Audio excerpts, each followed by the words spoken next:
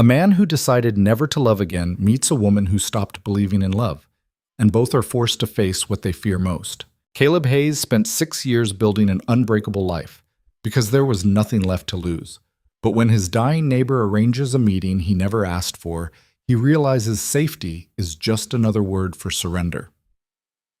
Elena Voss arrives at his door exhausted, guarded, and carrying secrets that mirror his own. What begins as an obligation becomes something neither can control, a collision of two broken people who must choose between the walls they've built and the life waiting on the other side. Follow this story to the end, hit like, and comment with your city so I can see how far this journey reaches. The knock came at 7:43 p.m., which was wrong for two reasons. First, nobody knocked on Caleb Hayes' door after 7. The lakeside town operated on rhythms older than its residents. Dinner by 6, lights down by 9, and the unspoken understanding that evening hours belonged to family, not strangers. Second, Caleb wasn't expecting anyone. He'd built his life specifically to avoid unexpected visitors, unexpected phone calls, unexpected anything that might crack the careful routine holding him together. He was elbow deep in dishwater when the sound echoed through the small house, and Nora looked up from her coloring book with those wide brown eyes that still sometimes punched the air from his lungs. 6 years old, and she already had her mother's way of seeing straight through him. "Someone's here," she said, like he might have missed it. "I know, baby. Keep coloring. I'll be right back." The October air hit him cold when he opened the door, but not as cold as the sight of the woman standing on his porch. She was tall, taller than him by an inch in those shoes, and wearing a charcoal suit that probably cost more than his truck. Dark hair pulled back so tight it looked painful. The kind of face that belonged on magazine covers or boardroom tables, all sharp angles and controlled beauty. But it was her eyes that stopped him. Exhausted. Absolutely exhausted in a way that had nothing to do with lack of sleep and everything to do with carrying weight that never got lighter. "Caleb Hayes?" Her voice matched her appearance. Professional, clipped, running on fumes. "Depends who's asking." "Elena Voss." She extended a hand like they were opening a business negotiation. "Margaret sent me." And just like that, the ground shifted. Margaret. His neighbor of 6 years, the 78-year-old woman who'd brought them casseroles when Nora was teething, who watched her on the rare occasions Caleb had to work late, who'd been dying slowly for the past 4 months, and stubbornly refusing to act like it mattered. "Is she—" Caleb started. "She's fine." "Well, she's not fine, but she's stable." Elena dropped her hand when he didn't take it. "She asked me to come talk to you, said it was important." "At 7:43 at night? I came straight from the airport, been on a plane for 6 hours. Before that, a meeting in Singapore that ran long. Before that—" She stopped herself, jaw tightening. "Sorry, you don't need my schedule. Can I come in or not?"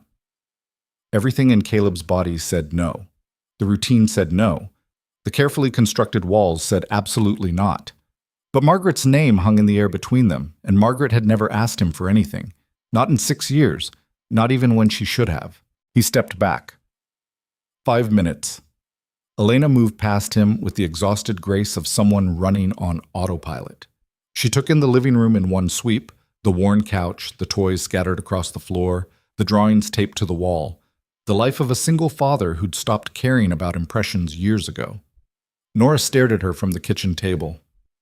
"Hi," Elena said, and something in her voice shifted, softened. "You must be Nora." "How do you know my name?" "Margaret talks about you, says you're smart as a whip." "What's a whip got to do with being smart?" Elena's mouth twitched, almost a smile. "Good question. I don't actually know." Caleb cleared his throat. "Nora, go play in your room for a few minutes." "But I'm coloring." "Room, now." She went, but not without a look that said they'd be discussing his tone later. The kid had opinions about everything lately. Another thing she got from her mother. When her door clicked shut, Caleb turned back to Elena. She was still standing, hadn't moved to sit, hands clasped in front of her like she was waiting for a verdict. "So talk," he said. "Can I sit?" "You said this was important." "It is, but I've been standing for about 19 hours straight, and my feet are making executive decisions about staging a revolt." He gestured to the couch.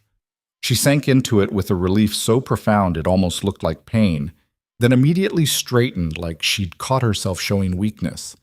Margaret's gotten worse, Elena said. Hospice thinks maybe 2 weeks. 3 if she's stubborn, which she is. Right. Elena looked down at her hands. She's been putting her affairs in order, asking people to visit, saying goodbyes without actually saying the word goodbye. Why are you here? The question came out harder than he meant, but Elena didn't flinch. Because she asked me to meet you. Said you were important, that you needed to hear something, and I was the one who had to say it. You don't even know me. I know. But Margaret seems to think that's the point. Caleb crossed his arms, a defensive gesture he'd perfected over 6 years. What could you possibly have to say to me? Elena was quiet for a long moment. Outside, wind moved through the trees, carrying the smell of the lake and rotting leaves and the particular emptiness of October. When she spoke again, her voice was different, stripped down, raw. She thinks we're the same, you and me. She thinks we're both dying while we're still breathing, and she's tired of watching it happen. The words landed like a slap. You don't know anything about me, Caleb said, but his voice had lost its edge. I know you're 32 and you've been alone for 6 years.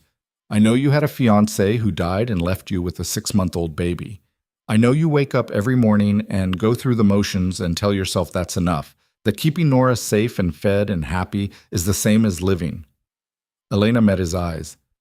I know because I do the same thing. Different circumstances, same prison. Margaret told you all that? Some of it. The rest I just recognize. Caleb should have been angry.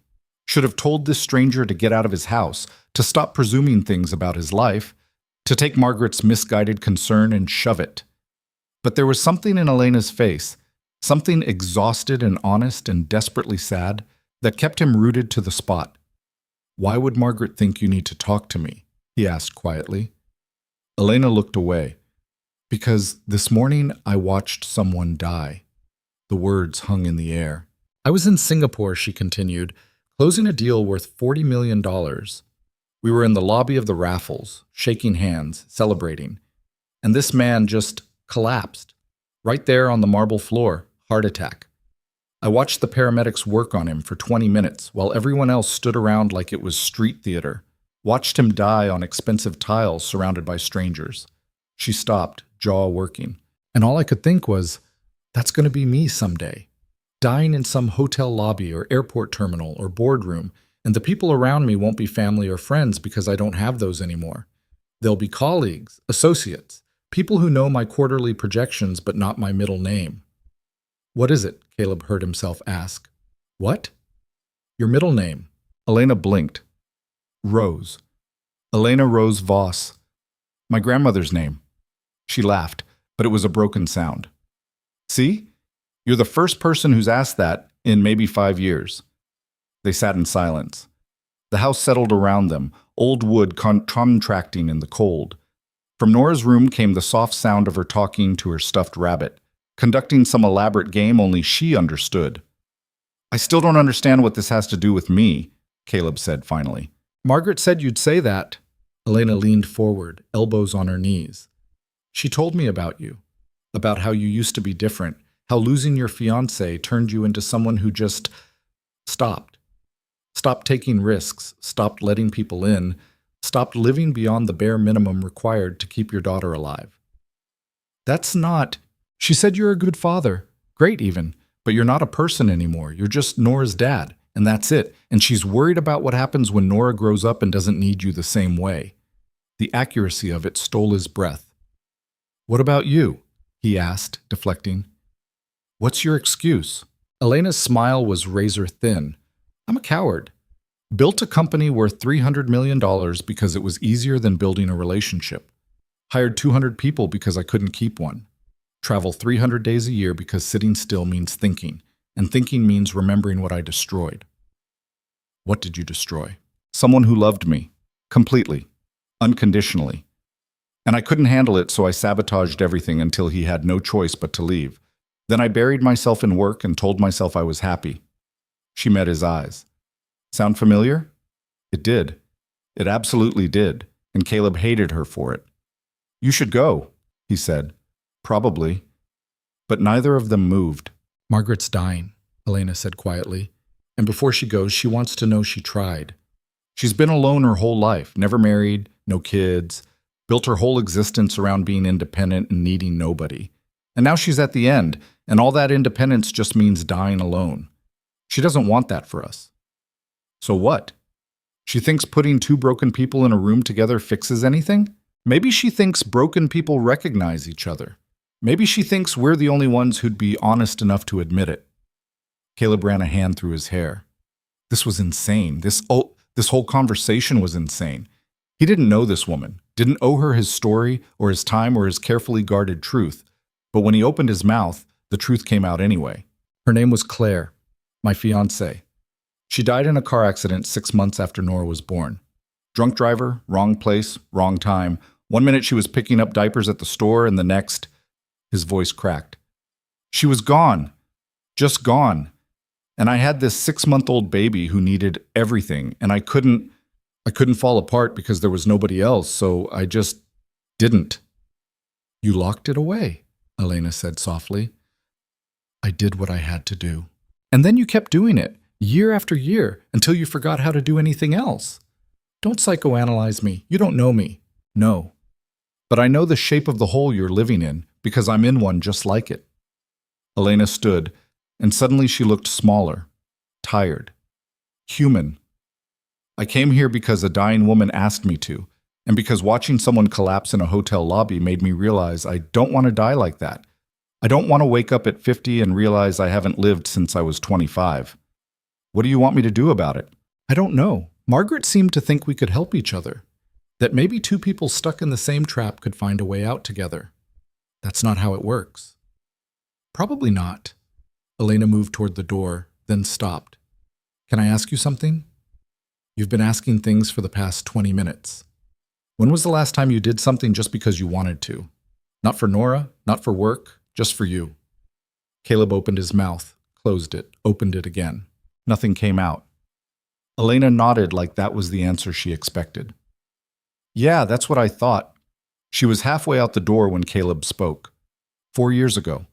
I wanted to take Nora to the coast, show her the ocean, rented a cabin, packed the car, had the whole thing planned. Then she got a cold the night before, and I couldn't do it.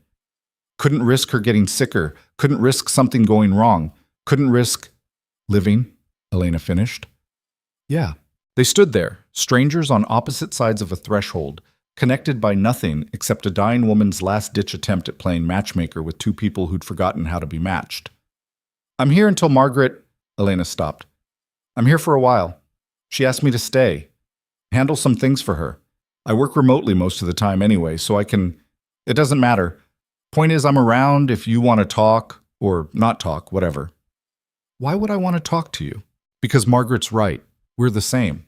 And maybe that's the only qualification that matters. She left before he could respond, footsteps fading into the October dark.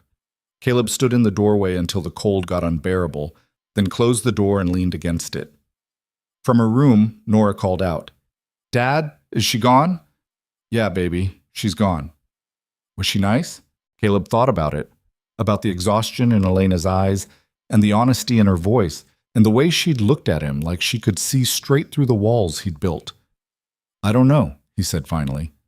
Maybe. He went through the motions of bedtime, teeth brushed, story read, nightlight on, door cracked exactly 3 inches. Nora asked about the visitor, and he told her it was someone who knew Margaret, which was true, but not the whole truth. She seemed satisfied, or at least willing to let it go for now. When she was asleep, Caleb sat on the porch with a beer he didn't drink and looked out at the lake. Margaret's house was dark except for one window upstairs. Her bedroom. Caleb had been there once, bringing soup when she'd had the flu, before the cancer, before hospice, before dying became a tangible thing with a timeline.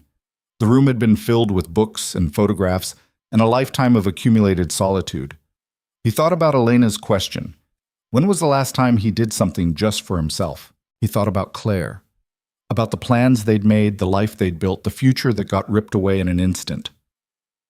About the moment he'd gotten the call, standing in the kitchen of their apartment with Nora screaming in the background, and how the floor had just disappeared. He'd promised himself that day that he'd never feel that way again, never be that vulnerable, never give the universe another opportunity to destroy him, and he'd kept that promise. For 6 years, he'd kept it. But sitting on the porch, looking at Margaret's lit window and thinking about Elena's exhausted eyes, Caleb wondered for the first time if keeping that promise was the same as keeping himself alive. The next 3 days passed normally. Caleb worked his shifts at the hardware store, picked Nora up from school, made dinner, supervised homework, repeated. The routine held. The routine always held. But Margaret's window stayed lit later each night. On the 4th day, he saw Elena's car in the driveway. Sleek and expensive, completely out of place on their street of aging Fords and Chevys. She was there when he left for work, still there when he got home, gone by bedtime. On the 5th day, Nora asked about her. Is that lady staying with Miss Margaret? Looks like it. Why? Because Miss Margaret's sick, remember? She needs help. Are you going to help too? Caleb paused in the middle of cutting carrots. What do you mean? You always helped before, when she needed things. It was true. For 6 years, he'd been the one changing light bulbs Margaret couldn't reach, clearing snow from her walk, driving her to appointments when her car wouldn't start. Small things, neighbor things, things that let him help without getting too close. She has Elena now, he said, but we're her friends. The simplicity of it stopped him, out of the mouths of 6-year-olds. You're right, he said finally. We should check on her. They went over after dinner, Nora carrying a drawing she'd made, Miss Margaret surrounded by flowers and rainbows and that particular brand of chaotic joy only children's art could capture. Caleb brought nothing except the unease that had been building since Elena walked out of his house 5 nights ago. Elena answered the door in jeans and a sweater, hair down, looking more human than she had in the suit. Still exhausted, but differently. Less corporate fatigue, more emotional marathon. Caleb, Nora. She seemed genuinely surprised. Hi. We brought a picture for Miss Margaret, Nora announced, holding it up. Elena's expression softened in a way Caleb wouldn't have thought possible. She's going to love this. Come in. The house smelled like lavender and something medicinal. Hospice had brought equipment, a hospital bed in the living room, oxygen tanks, things with digital readouts that beeped softly. Margaret was propped up on pillows, thinner than she'd been a month ago, but her eyes were sharp as ever. Caleb Hayes, she said, voice raspy. Took you long enough. Been busy. Busy being stubborn, more like. She looked at Nora. And who's this beautiful artist? Nora showed her the picture, explaining each flower and rainbow in elaborate detail. Margaret listened like it was the most important presentation she'd ever heard, asking questions, pointing out her favorites. Watching them, Caleb felt something crack in his chest. Elena stood by the window, giving them space, but he could feel her watching him. Nora, honey, Margaret said finally, would you do me a favor? There's cookies in the kitchen, top shelf, green tin. Think you could get one for yourself and bring me one too?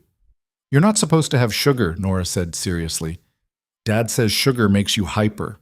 Margaret laughed, which turned into a cough. Well, at my age, hyper sounds pretty good. Go on. When Nora disappeared into the kitchen, Margaret fixed Caleb with a look. Sit down. You're making me nervous hovering. He sat. Elena stayed by the window. You met Elena, Margaret said. Not a question. I did. And? And what? You ambushed me with a stranger who showed up quoting my life story like she'd read my diary. I told her the truth, figured someone should. That wasn't your place. I'm dying, Caleb. I don't have time for other people's places. Margaret reached for the water glass on her bedside table. Elena moved immediately, helping her drink, arranging the pillows. Practiced motions. She'd been doing this for days. I asked Elena to come because you two need each other. We don't even know each other. That's the point. You're both so trapped in your own heads you can't see straight. Maybe a stranger's exactly what you need. Or maybe you should let people live their own lives. Living? Is that what you call it? Margaret's voice sharpened. You go to work, come home, take care of Nora, and repeat. That's not living. That's surviving. And survival's fine when you're in crisis, but Caleb, the crisis is over. Claire's been gone 6 years. At some point, you have to decide if you're going to honor her memory or hide behind it. The words hit like a physical blow. That's not fair, he said quietly. No. Dying at 46 isn't fair. What happened to Claire isn't fair. But you're still here, and that little girl in there needs more than a father who's just going through motions. I'm a good father. You're an excellent father, but you're a ghost of a person, and one day Nora's going to be old enough to notice. Caleb stood. I should go. Sit down. Margaret, please. The word stopped him. Margaret didn't say please, didn't ask. She told, ordered, demanded. Hearing her say please was like watching the earth tilt. He sat. Margaret looked between him and Elena, who'd been silent through the whole exchange, face carefully neutral. I don't have much time left, Margaret said. And I've spent my whole life alone, made that choice, lived with it, mostly didn't regret it. But now I'm here, and I'm looking back, and you know what I see? A whole lot of empty. Accomplishments, sure. Independence, absolutely. But no one to share it with. No one who really knew me, and that's, her voice cracked. That's a hard way to go.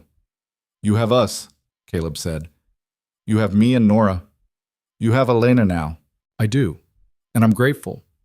But it's not the same as having someone when you're young enough to build a life with them. It's not the same as taking risks when the stakes still matter. She reached for his hand. Hers was cold, weightless. I see you, Caleb. See you hiding. And I see Elena doing the same thing with different scenery.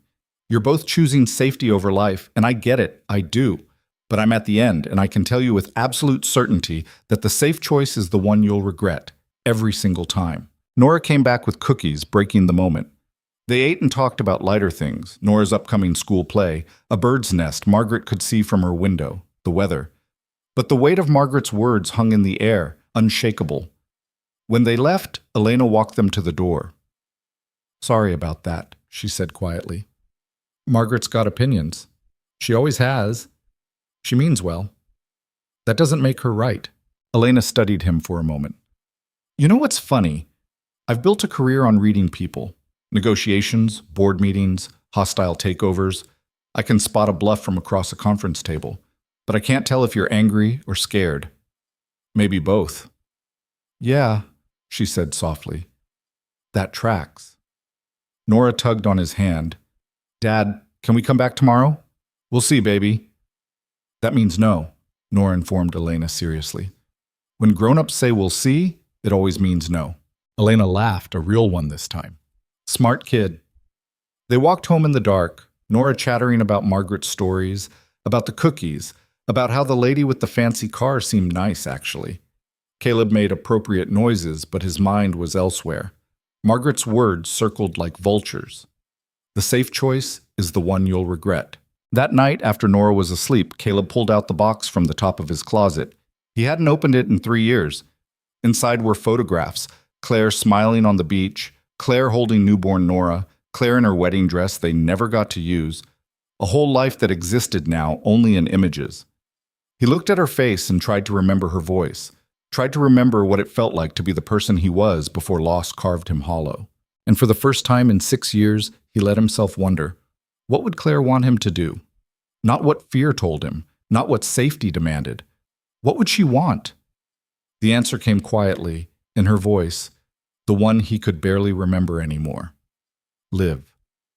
Caleb closed the box and sat in the dark for a long time, that single word echoing in the silence. The decision came at 2:47 a.m., which seemed appropriate for decisions that went against 6 years of carefully constructed self-preservation. Caleb lay in bed staring at the ceiling, Claire's imagined voice still echoing in his head, and knew he couldn't keep hiding. Not from Margaret's truth, not from the fact that Nora was getting older and would eventually see through the performance he called living. Not from the uncomfortable recognition he'd felt looking into Elena Voss's exhausted eyes. But knowing something and doing something about it were different animals entirely. He got up, made coffee he didn't want, and watched the sun come up over the lake. The water was still, mirror perfect, reflecting nothing but empty sky. Somewhere across town, Elena was probably awake too, running on Singapore time and whatever demons kept CEOs from sleeping. Somewhere closer, Margaret was awake because dying didn't keep regular hours.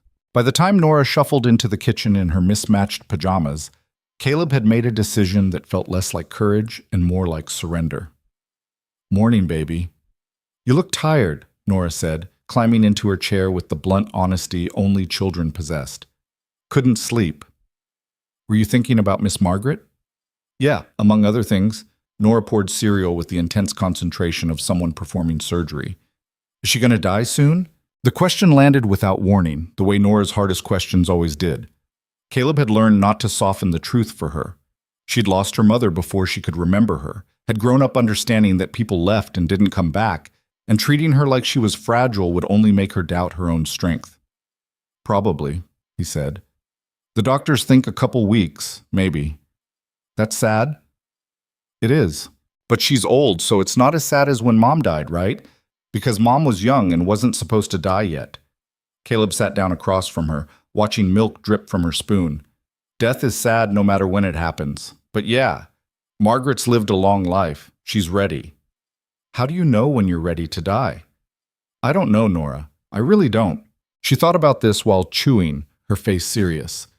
I think you're ready when you've done all the things you wanted to do. Miss Margaret probably did everything. Maybe. Did Mom do everything she wanted? The question caught in his throat. No, she didn't get to do a lot of things. Like what? Like watch you grow up. Like get married. Like... He stopped. A lot of things. Nora nodded slowly. That's really sad. Yeah, baby, it really is. They finished breakfast in comfortable silence, and Caleb drove her to school thinking about all the things Claire never got to do and all the things he'd stopped doing in her absence. The math didn't add up. Her death didn't erase his life, but somehow he'd been living like it did. He called in sick to work for the first time in 3 years.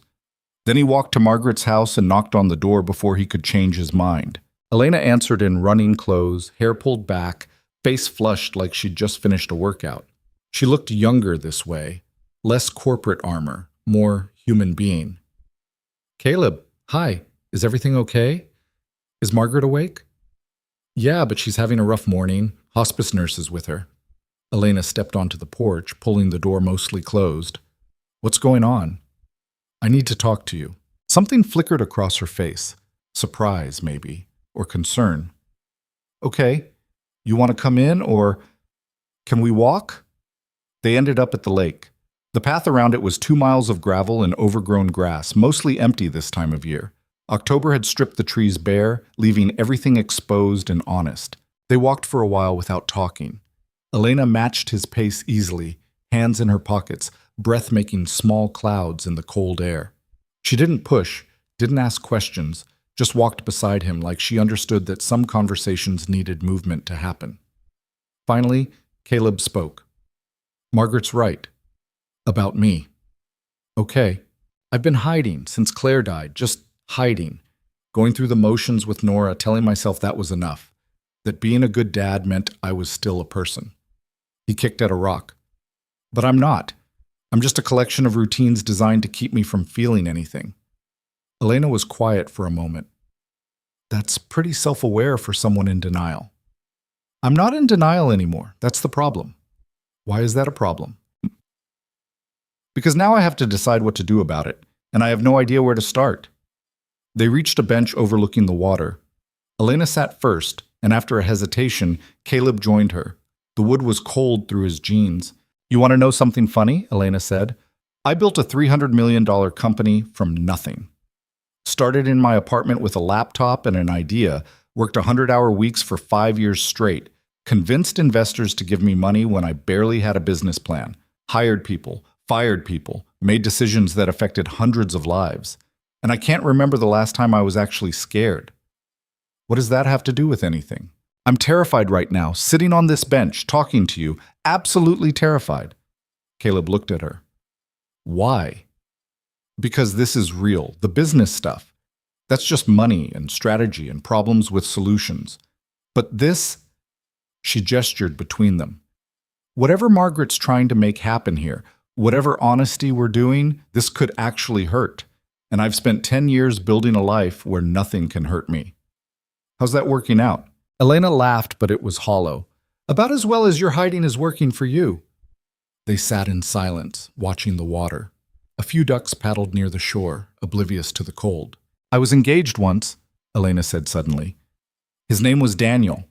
We met in college, dated for 6 years, got engaged senior year. He was She stopped. He was good, kind, patient, all the things I didn't deserve, and he loved me completely, which terrified me because I didn't know how to love like that, didn't trust it, so I sabotaged everything. How? Picked fights, canceled plans, threw myself into work until there was no room for anything else, told him I needed space, then got angry when he gave it to me. Classic self-destruction. She pulled her knees up, wrapping her arms around them. He held on for 2 years after the engagement, 2 years of me pushing him away and him trying to fight for us. And then one day he just stopped, told me he loved me but couldn't keep lighting himself on fire to keep me warm. When was this? 8 years ago. I was 22, stupid, convinced I had all the time in the world to figure my life out. Her voice cracked slightly. Haven't seen him since. Heard he got married, has 2 kids, lives in Portland. Living the life we could have had if I hadn't been such a coward. Caleb watched her profile, the way she held herself together through sheer force of will. You ever try to reach out? Once, about 4 years ago. Got drunk at a conference. Sent him a long email apologizing for everything. He wrote back the next day.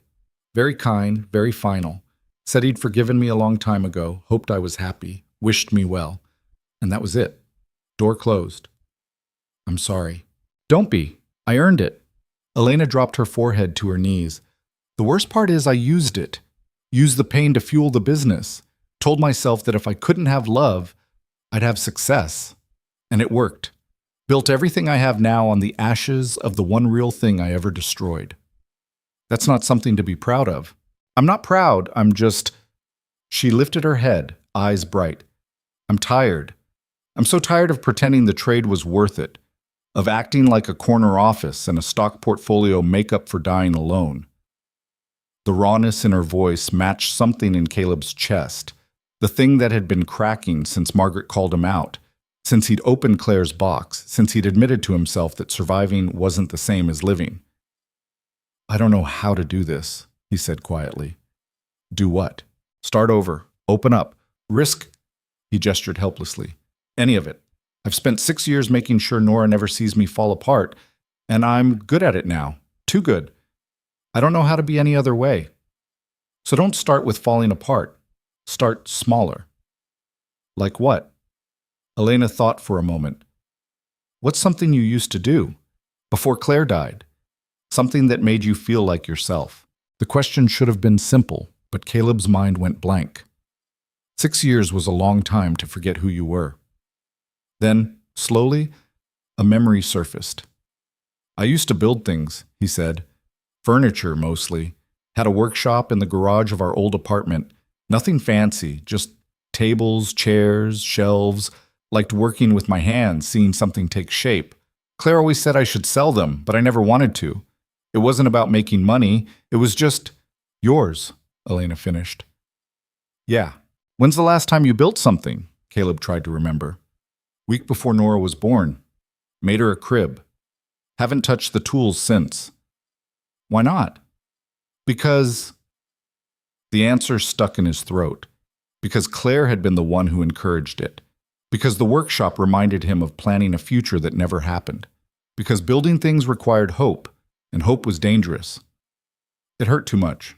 Elena nodded like she understood completely. I used to paint, watercolors mostly. Nothing good, but I loved it. Used to spend Sunday mornings with coffee and a brush, just making things. Haven't painted in 8 years. Sold all my supplies when I moved to a bigger apartment. Told myself I didn't have time for hobbies. Did you not have time, or did it hurt too much? Both. Neither. Does it matter? She turned to face him. Point is, we both gave up pieces of ourselves and called it moving forward. But maybe Margaret's right. Maybe we're not moving at all. Maybe we're just stuck. A runner passed them on the path, earbuds in, breath steaming. They waited until she was gone before speaking again. What are we supposed to do? Caleb asked. Even if we admit we're stuck, what changes? I don't know. But maybe that's where we start. Not knowing, but trying anyway. That's terrifying. Yeah. Elena met his eyes. It really is. They walked back slowly, the conversation shifting to safer topics. Nora's upcoming school play, Margaret's favorite foods, the weather. surface stuff that let them breathe after going so deep. But something had shifted. Some wall had developed a crack. When they reached Margaret's house, Elena stopped at the bottom of the porch steps. "Can I ask you something? You've been asking things all morning." "One more." She hesitated. "Would you want to have dinner sometime?" "Nothing. I mean, not like a date or anything. Just two people who are apparently stuck in the same trap, trying to figure out if there's a way out." Caleb's instinct was to say no, to retreat back into the safety of routine, to protect the walls that kept him functional. But then he thought about Claire's voice telling him to live, about Margaret's warning that the safe choice was the one you'd regret, about Nora asking when he'd last done something just because he wanted to. "Okay," he heard himself say. Elena looked as surprised as he felt. "Yeah?" "Yeah, but Nora comes too. I don't do things without her. I wouldn't expect you to." Elena smiled, and for the first time since they'd met, it reached her eyes. "How about Saturday? I'll cook, unless you don't trust a CEO to know her way around a kitchen." "You can cook?" "I can follow directions. Whether that counts as cooking is debatable." "Saturday works." They stood there for a moment, two people who'd just agreed to something neither fully understood, united by a dying woman's conviction that they needed each other. "I should check on Margaret," Elena said finally. "Yeah, I should." Caleb realized he had nowhere to be, had called in sick, had broken routine for the first time in years. "I should pick up Nora from school." "That's not for 5 hours." "Right. Well, I'll find something to do." Elena's smile turned knowing. "You have no idea what to do with unscheduled time, do you?" "Not even a little bit." "Me neither." She started up the steps, then turned back. "Hey, Caleb?" "Yeah? Thanks. For this morning. For being honest." "You too." He walked home feeling untethered, like he'd cut a rope he'd been using as an anchor, and wasn't sure if he'd float or drown. The house was too quiet, too empty. He wandered room to room, looking at the life he'd built, clean, organized, utterly devoid of anything that wasn't necessary for survival. On impulse, he opened the garage. The workshop was exactly as he'd left it 6 years ago. Tools on pegboards, sawdust on the floor, half-finished projects covered in dust. He'd meant to clean it out 100 times, but somehow never got around to it. Like some part of him knew that erasing it completely would be admitting something he wasn't ready to admit. He picked up a chisel, felt the weight of it, the familiar grip. His hands remembered what his mind had tried to forget. Caleb didn't make anything that day, but he cleaned, swept the dust, organized the tools, checked what was still usable and what had deteriorated. It took hours, and when he was done, his back ached and his hands were filthy, and he felt more alive than he had in 6 years. He picked up Nora from school, covered in sawdust. She took one look at him and grinned. "You look messy." "I was cleaning the garage." "The place with all the old wood stuff?" "That's the one." "Why?" Because a woman he barely knew had asked him what he used to do before loss carved him hollow. Because Margaret was dying, and it made him think about living. Because he was tired of being a ghost. "Because I wanted to," he said simply. Nora seemed to find this perfectly reasonable. "Can I see?" They spent the afternoon in the workshop. Caleb showed her the tools, explained what each one did, let her hold the ones that weren't sharp. She asked a million questions, touched everything, got sawdust in her hair. She looked at the half-finished crib in the corner, her crib, though she didn't know it, and asked if they could make something together. "Like what?" "I don't know, something for Miss Margaret? So she has something to look at that's not boring hospital stuff." And just like that, Caleb found himself planning a project. Something small. A box, maybe, with carved flowers.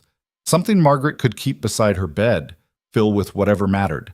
They sketched designs on scrap paper until dinner time, Nora's ideas growing increasingly elaborate, Caleb editing them down to something actually buildable. It felt like playing. He'd forgotten what playing felt like. That night, after Nora was in bed, Caleb stood in the workshop and ran his hand over the crib he'd made for a future that never came. The wood was smooth, joints tight, built to last. He'd made it with so much hope, so much certainty that life would unfold according to plan.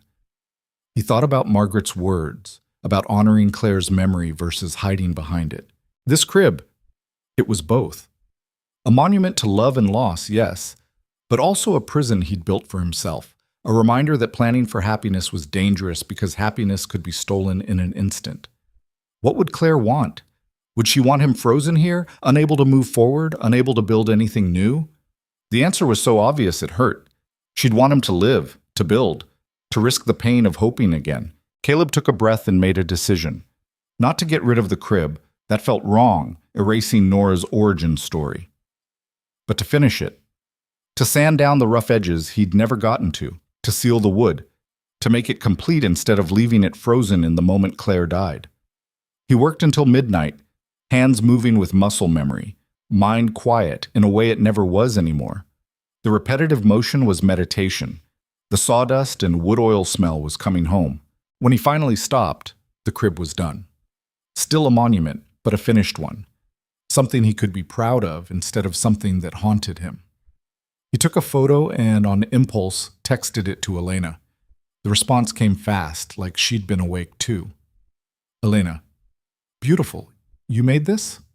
Caleb: 6 years ago. Just finished it tonight. Elena: metaphor? Caleb: maybe, or just a crib.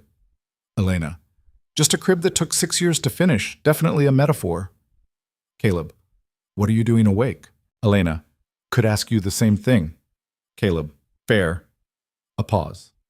Then, Elena: Margaret had a bad night.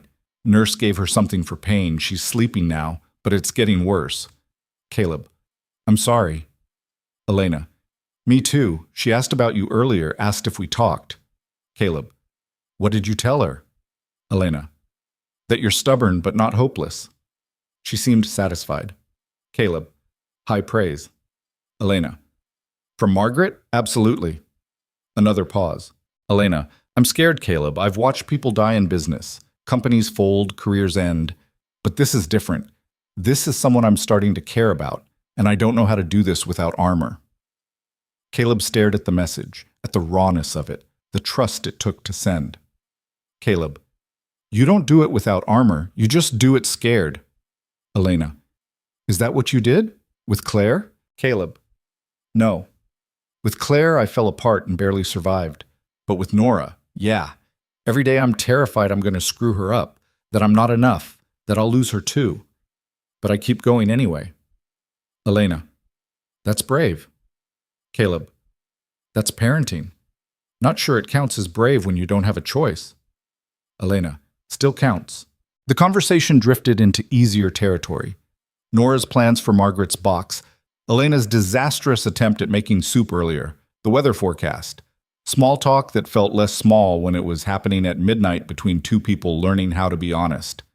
Finally, Elena: I should try to sleep. Margaret will be up early. Caleb: yeah, me too. Elena: Caleb? Caleb: yeah? Elena: thanks for today, for walking with me, for being real. Caleb: back at you. He put the phone down and looked at the finished crib, at the photo he'd sent, at the conversation that had unfolded in the quiet of late night when defenses were down. Something was changing. He could feel it, like a shift in atmospheric pressure before a storm. Margaret was dying, and in her dying, she was forcing both of them to look at their lives and admit what they'd been avoiding. They were stuck, both of them, in different traps, but stuck nonetheless. But maybe being stuck together was different than being stuck alone. Saturday came faster than Caleb expected. The week passed in a blur of work, parenting, stolen hours in the workshop, and daily visits to Margaret's house. He and Nora worked on the box in the evenings, carving simple flowers into the lid, sanding until it was smooth as glass. Nora insisted on painting the inside bright yellow because Miss Margaret needs sunshine. Elena texted throughout the week. Nothing heavy, just small updates. Margaret's appetite was gone. The hospice nurse thought maybe a week left. Elena had tried to make lasagna and somehow burned it while it was still frozen in the middle. Caleb: that's actually impressive. Defies the laws of physics. Elena: I have special talents. Caleb: clearly. By Saturday, Caleb was nervous in a way he hadn't been nervous in years. It wasn't a date. He'd been very clear about that, and Elena had agreed, but it felt significant anyway, intentional. like he was choosing something instead of just letting life happen to him. Nora picked out her outfit with the seriousness of someone preparing for a state dinner. Purple dress, mismatched socks, the sparkly shoes she usually only wore to church. Caleb didn't have the heart to tell her they were just going next door. "Do you think she'll like the box?" Nora asked for the 100th time. "She's going to love it." "What if she doesn't? Then we'll make her something else."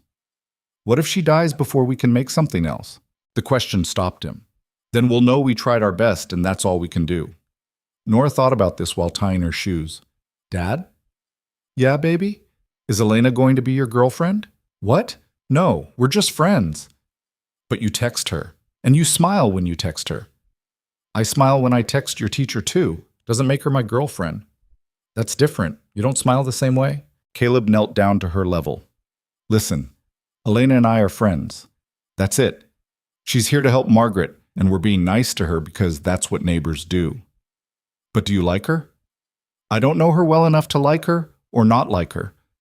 "But do you want to know her?" Out of the mouths of 6-year-olds. "Maybe. Is that okay with you?"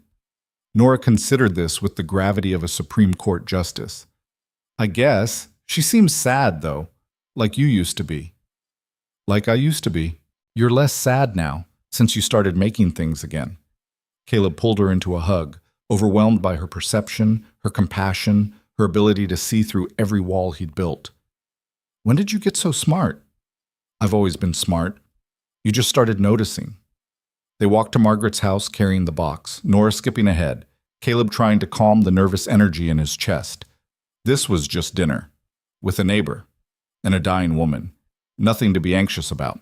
Elena answered the door in jeans and a sweater that looked expensive but comfortable, hair pulled back, face makeup-free. She looked tired but present, less like a CEO and more like a regular person trying to hold things together. "Hi, come in. Fair warning, I may have oversold my cooking abilities." The house smelled like garlic and something burning. "Is something on fire?" Caleb asked.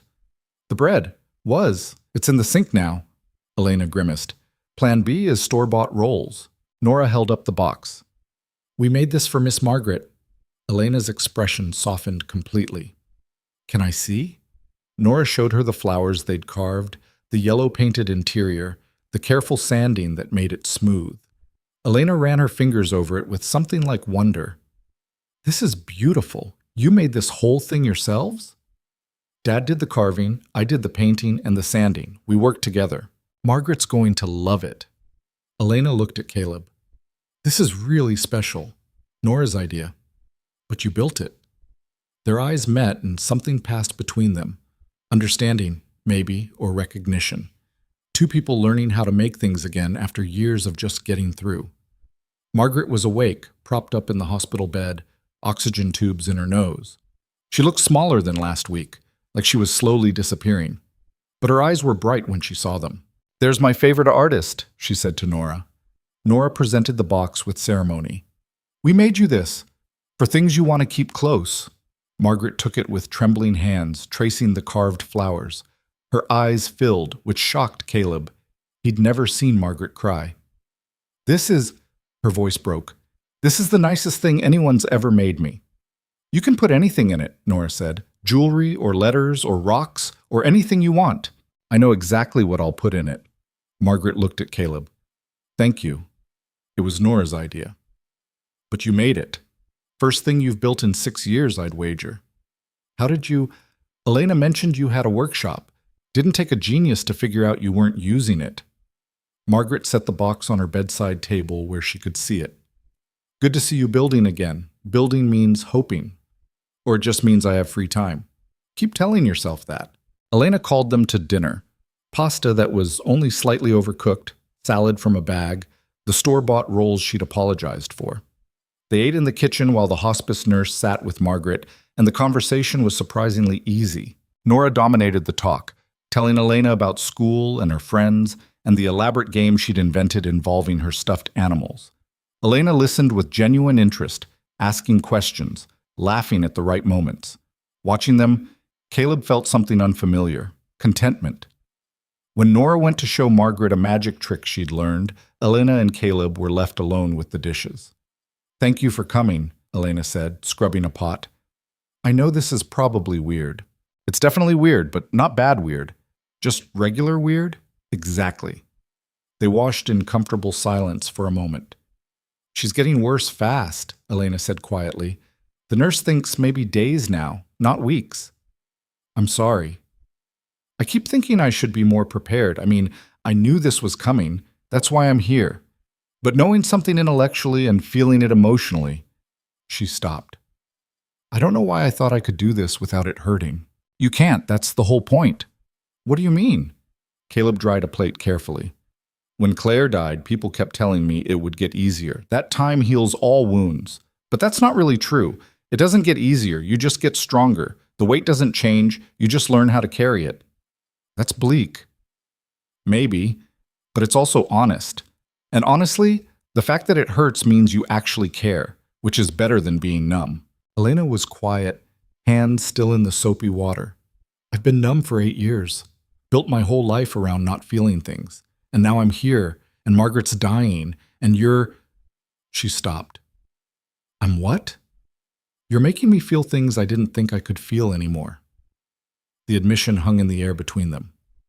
Like what? Caleb asked softly. Like maybe being alone isn't safer. Maybe it's just alone. From the living room came the sound of Nora's laughter and Margaret's raspy voice asking to see the magic trick again. The hospice nurse murmured something encouraging, life continuing despite death's approach. I don't know what I'm doing, Caleb admitted. With any of this, Margaret thinks putting us together will fix something, but I'm not even sure what's broken anymore. Everything, Elena said simply. Everything's broken. But maybe that's okay. Maybe broken people can help each other carry the weight. Or maybe we just make it worse. That's possible too. She pulled her hands from the water, dried them. But I'd rather try and fail than not try at all. I've spent 8 years not trying. I know exactly where that leads. They finished the dishes and rejoined Nora and Margaret. The old woman was fading, eyelids drooping, but fighting to stay present.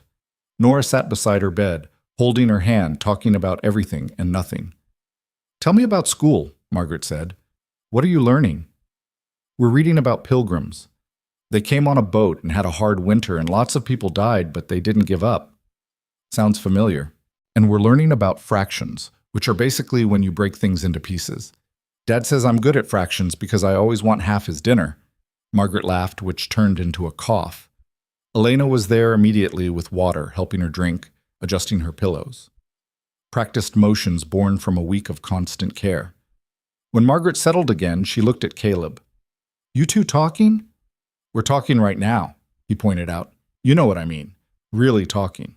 Margaret, I'm dying. Humor me. She reached for his hand with one hand, Elena's with the other.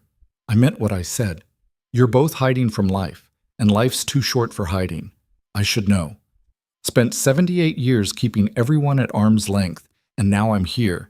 And the only people at my bedside are a neighbor I barely let myself care about, and a woman I met 3 weeks ago. You have us, Nora said. We care about you. I know you do, sweetheart, and that's more than I deserve. Margaret squeezed their hands. But I want more for you two. I want you to have what I didn't. Connection. Real connection. The kind that scares you because losing it would hurt. Why would we want something that would hurt to lose? Caleb asked. Because having it makes life worth living. And losing it, yes, it destroys you. But the alternative is dying without ever really living at all. Her eyes moved between them. You both know what loss feels like, but do you remember what having something worth losing felt like? Elena's hand trembled in Margaret's grip. Every day. Then don't waste the rest of your life running from it. Take the risk. Build something. Even if it breaks again, at least you'll know you tried. Nora, oblivious to the weight of the conversation, yawned. I'm tired. Time to go home, baby, Caleb said, grateful for the excuse to escape. They said their goodnights. Nora kissed Margaret's cheek, promised to visit tomorrow, asked if the box was still the best present she'd ever gotten. Margaret assured her it was. At the door, Elena walked them out. Sorry about that, she said. Margaret's not exactly subtle. She never has been. Caleb paused on the porch. But she's not wrong either. About? About us hiding. about life being too short. He looked at her, really looked at her, and saw his own fear reflected back. I don't know what I'm doing, Elena, but I think maybe I want to figure it out. With you. If that's not too weird. Elena's smile was small but real. It's absolutely too weird, but I want to try anyway. So what do we do? I have no idea. Maybe we just keep talking, keep being honest, see what happens? That's terrifying. Yeah, she said softly. It really is. They stood there, two broken people on a porch, connected by a dying woman's wisdom and their own desperate need to be something other than alone. Good night, Elena. Good night, Caleb. He walked Nora home through the dark, her hand in his, her voice chattering about magic tricks, and Margaret's smile, and how Elena seemed nicer when she wasn't wearing fancy clothes. Inside, tucking her into bed, Nora looked up at him with those two perceptive eyes. Dad, do you think Miss Margaret is right about building things that might break? I don't know, baby. What do you think? I think, she yawned, I think everything breaks sometimes. But that doesn't mean you shouldn't build it, because having it was still good even if it breaks. When did you get so wise? I've always been wise. You just started listening. He kissed her forehead and left her to sleep, then stood in the hallway feeling like the earth had shifted beneath his feet. Everything breaks sometimes, but having it was still good. Out of the mouths of 6-year-olds. Caleb went to bed that night thinking about Margaret's words, about Elena's trembling hands, about Nora's simple wisdom. He thought about Claire, and the life they'd planned, and the crib he'd finally finished. He thought about the workshop, and building things, and hope. And for the first time in 6 years, when he thought about the future, it didn't feel like betrayal. It felt like possibility. The phone call came at 4:17 a.m. on Tuesday, 3 days after the dinner that had shifted something fundamental between them. Caleb jerked awake, heart already pounding before his hand found the phone. Nothing good ever came from calls at 4:17 a.m.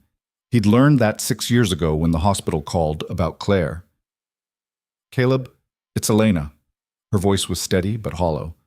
Margaret's asking for you. The nurse says, she says it's time. He was dressed and out the door in under 2 minutes, leaving a note for Nora on the kitchen table in case she woke up, though she rarely did before 6. The street was dark and empty, the kind of profound silence that only existed in the hours between night and morning. Elena met him at the door.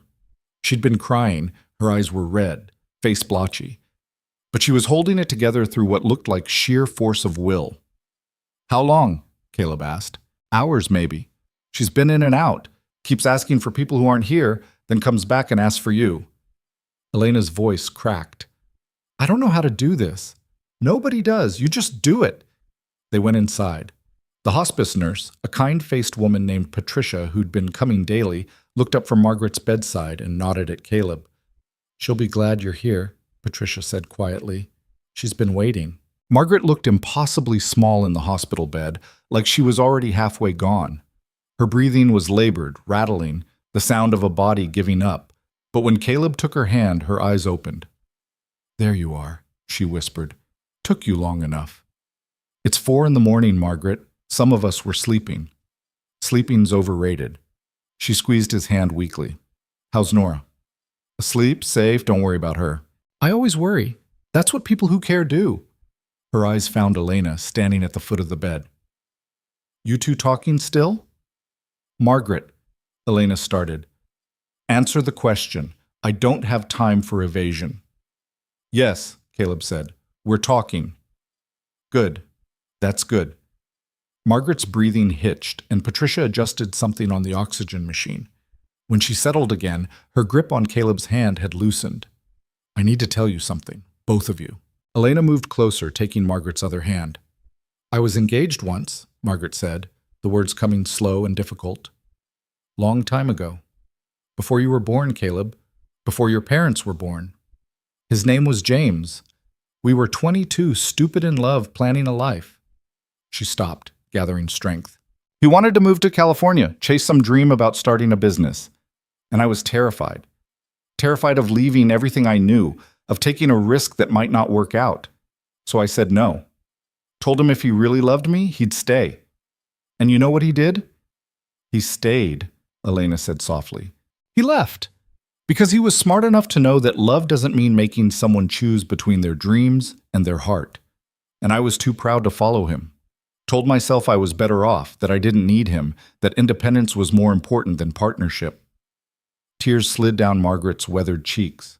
I got letters for 5 years, every month, telling me about California, about his business, about his life, asking me to come, saying it wasn't too late. And I never answered, not once, because answering meant admitting I'd made a mistake, and I was too stubborn for that. What happened to him? Caleb asked. He married someone else, had 3 kids, built the life he wanted with someone brave enough to build it with him. And I stayed here, convinced I'd made the right choice, that my independence was worth more than love. Her breathing was getting worse. I was wrong. So wrong. And now I'm dying alone because I was too scared to take a risk when it mattered. You're not alone, Elena said, voice breaking. We're here. You're here because you're kind. But you're not family. You're not the person who would have held my hand through 50 years instead of 5 days. Margaret looked between them with fierce intensity. Don't be me. Don't let fear make your choices, because the safe choice, the one that protects you from getting hurt, that's the one that kills you slowly. That's the one you'll regret when you're lying here at the end. We're trying, Caleb said. We're really trying. Try harder. Life's too short for trying. Just do it. Be brave. Take the risk. Her eyes closed. Promise me. Margaret, promise me, Caleb. And you, Elena. Promise you won't waste your lives the way I wasted mine. Elena was crying openly now. I promise. Caleb? He thought about Claire, about 6 years of hiding, about the workshop gathering dust and the future he'd been too terrified to imagine, about Nora asking when he'd last done something just because he wanted to. I promise, he said. Margaret's face relaxed, like she'd been holding on just to hear those words. Good. That's good. Now get out of here, both of you. I don't want an audience for this part. We're not leaving you, Elena said firmly. Yes, you are. Patricia's here. That's enough. When they didn't move, Margaret's voice strengthened slightly. I'm dying, not asking permission. Go, take a walk, watch the sunrise. Do something living while you still can. Patricia nodded. I'll call if anything changes. But she's right. This could take hours still. No sense in you both sitting here wearing yourselves out. They went reluctantly, leaving Margaret in Patricia's capable hands. Outside, the air was cold enough to hurt, sharp and clean. The sky was just starting to lighten at the edges, that particular shade of blue-black that meant dawn was coming. I can't just walk, Elena said, hugging herself against the cold. I can't. I need to move or I'm going to fall apart. So we move. They ended up at the lake again, walking the path they'd walked that first morning, except now everything was different. Now they knew what it felt like to watch someone die. Now they carried Margaret's story and her warning and the weight of promises made to a woman who'd waited 78 years to admit her mistakes. Elena walked fast, almost running, like she could outpace her grief. Caleb kept up, saying nothing, just being present. Sometimes that was all you could do. Finally, she stopped at the bench overlooking the water. The same bench where they'd sat and admitted they were stuck, where they'd started being honest. I can't believe she never answered his letters, Elena said. 5 years of chances and she never took one. Pride's a hell of a thing. It's not pride, it's fear dressed up as pride. Elena sat hard on the bench. I did the same thing with Daniel. He tried to make it work for 2 years and I never gave him a real chance, just kept pushing him away until he had no choice but to leave. You were young. So was Margaret when she let James go. Age doesn't make you brave. It just gives you more time to regret being a coward. She looked at him. Do you regret it? Hiding for 6 years? Every single day. But I didn't know how to do anything else. And now? Now I'm terrified, but I'm trying. They sat in silence as the sky slowly lightened. Somewhere, birds were starting to wake up, their songs tentative at first, then building. The lake reflected the changing sky, dark blue fading to gray, then to pink at the edges. Tell me about Claire, Elena said quietly. Really tell me. Not the facts, the person. Caleb was quiet for a long moment, gathering memories that had gone fuzzy around the edges from 6 years of trying not to look at them too closely. She was She was intense about everything, couldn't do anything halfway. When she decided she wanted to learn to cook, she bought a $100 knife and took classes for 6 months. When she got into running, she trained for a marathon. When she loved someone, she loved them completely. He smiled, remembering.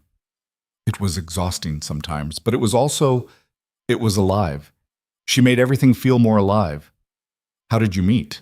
College. I was working in the library. She came in at 2 in the morning during finals week and couldn't find the book she needed. I helped her find it, and she asked if I wanted to get coffee.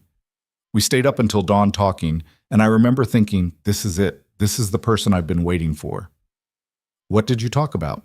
Everything, nothing. She wanted to know about my family, my major, what I wanted to do with my life. And she actually listened, really listened. Most people ask questions just to be polite, but Claire, she was genuinely interested in people, made you feel like you mattered. Elena's eyes were bright. She sounds wonderful. She was, but she wasn't perfect. She was stubborn, got angry fast, held grudges, had terrible taste in movies and sang off key in the shower, left her clothes all over the apartment and could never remember where she put her keys. His voice caught. But none of that mattered because she loved me, completely. And I loved her the same way. How did you do it?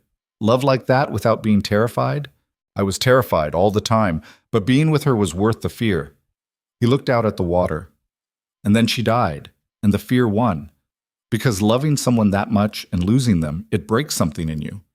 And I couldn't risk breaking again, so I just stopped loving, stopped hoping, stopped everything except keeping Nora safe. Do you think she'd understand? Why you stopped? Caleb thought about it. No, Claire would have been furious with me, would have told me I was wasting my life, that she didn't die so I could spend 6 years hiding. But understanding what she'd want and actually doing it are two different things. What changed? Nora, mostly. Watching her grow up, seeing her start to notice that her dad is just going through motions, and Margaret calling me out. And you... He stopped. Me? Yeah, you showed up and I saw myself reflected back. Saw what hiding looks like from the outside, and it's not pretty. It's not noble or safe or smart. It's just sad. We're both just sad, broken people pretending we chose this. Elena was quiet for a long time. When she spoke, her voice was barely above a whisper. I don't want to die like Margaret, alone in a house with regrets and boxes of letters I never answered. I don't want to be 78 and realize I wasted 50 years because I was too scared to try. So don't. It's not that simple, isn't it? Margaret's dying wish was for us to be brave, to take risks, to choose life over safety. Caleb turned to face her. What are we so afraid of? Getting hurt again. We're already hurt. Has been for years. The difference is whether we're hurt and alive or hurt and hiding. When did you become the brave one? About 5 minutes ago. I'm terrified, Elena. Absolutely terrified.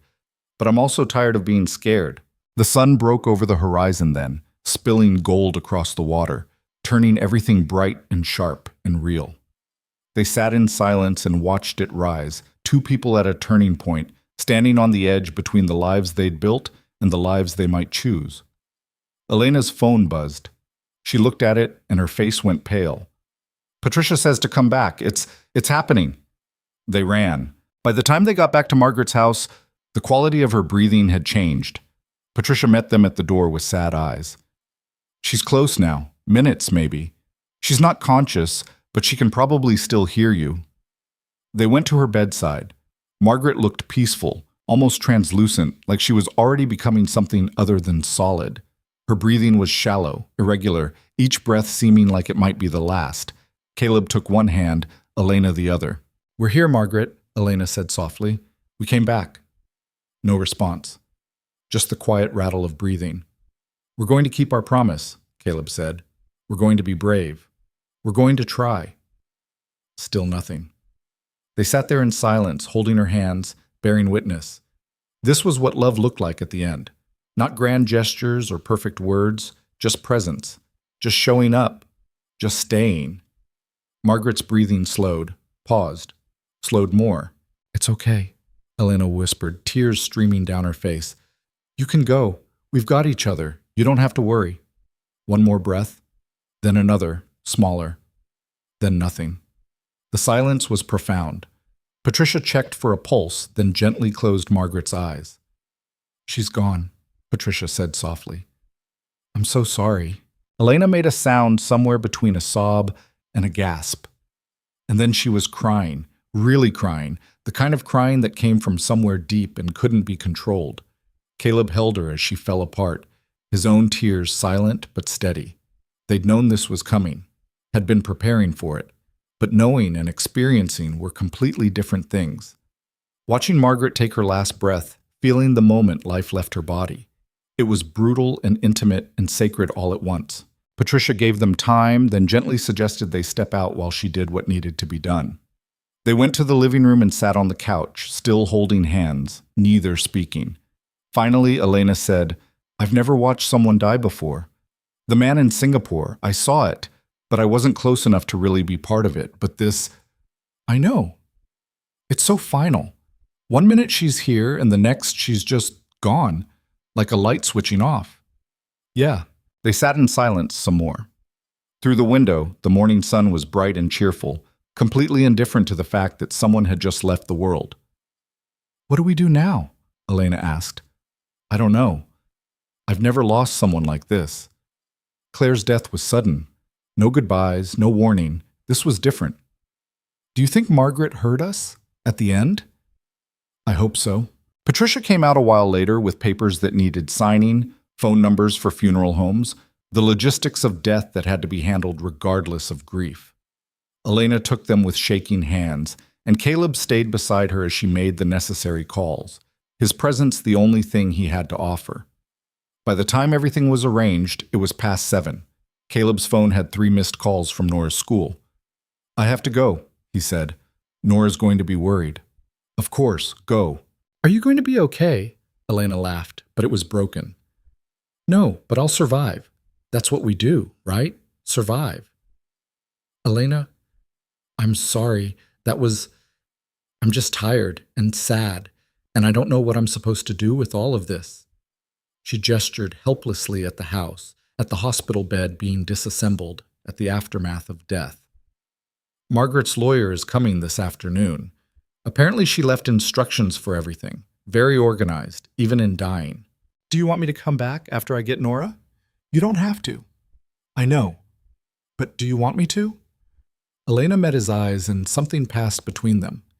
"Yes, if that's okay. I'll be back this afternoon." He left her there with Patricia and the funeral home people and the impossible task of dismantling a life. Walking home, Caleb felt hollowed out, scraped raw.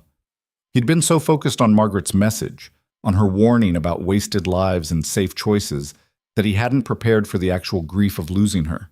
She'd been his neighbor for 6 years, had brought them casseroles and watched Nora and never asked for anything in return. Had been a constant, reliable presence in a life that felt increasingly unstable. And now she was gone, and the hole she left was bigger than he'd expected. Nora was at the neighbor's house. The elderly couple who sometimes helped in emergencies had taken her in when she'd come home to an empty house. She ran to him when he arrived, worry all over her face. "Where were you?" "I woke up and you were gone, and there was just a note." "I'm sorry, baby. I'm so sorry. I should have called." He knelt down to her level. "Miss Margaret died this morning. Elena called, and I went to be with her." Nora's face crumpled. "She died?" "Yeah. Peacefully, in her sleep. It was time." "But I didn't get to say goodbye." "You said goodbye yesterday, remember? When you showed her the new drawing?" "But I didn't know it was goodbye. I would have said it better if I knew." Caleb pulled her into a hug, this fierce, perceptive child who'd already lost so much. "I know. But goodbyes are hard even when you know they're coming. The important thing is that she knew you loved her." "Did it hurt when she died?" "No, she just went to sleep and didn't wake up." "Like Mom?" The question caught him off guard. "No, baby. Mom's death was different. An accident. But it was fast, so she didn't hurt either." Nora was quiet in his arms, processing. "Are you sad?" "Very sad." "Me too." She pulled back to look at him. "Is Elena sad too?" "She's very sad. She was taking care of Margaret, and now she has to figure out what to do next. We should help her." Out of the mouths of children. "You're right. We should. They spent the morning being sad together, a concept Caleb hadn't allowed himself in 6 years. Usually when grief hit, he pushed it down, locked it away, dealt with it later or never. But Nora needed to see that sadness was okay, that feeling things was allowed, that you could be sad and still function. So they were sad. They cried a little, talked about their favorite Margaret memories, looked at the box they'd made sitting on Caleb's dresser, where he'd kept it for safekeeping. Nora wanted to know what would happen to Margaret's house, her things, her garden. Caleb answered what he could and admitted what he didn't know. Around noon, Nora asked if they could make something for Elena. Like what? I don't know. Something so she knows we're thinking about her, like we did for Miss Margaret. They ended up making cookies, chocolate chip, from a recipe Claire used to make, though Caleb didn't tell Nora that. They worked together in the kitchen, Nora standing on a chair to reach the counter, carefully measuring ingredients while Caleb supervised and tried not to think about all the times he'd done this with Claire.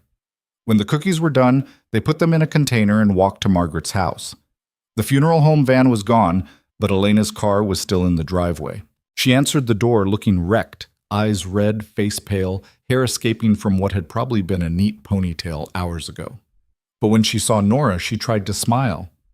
"Hi, sweetheart."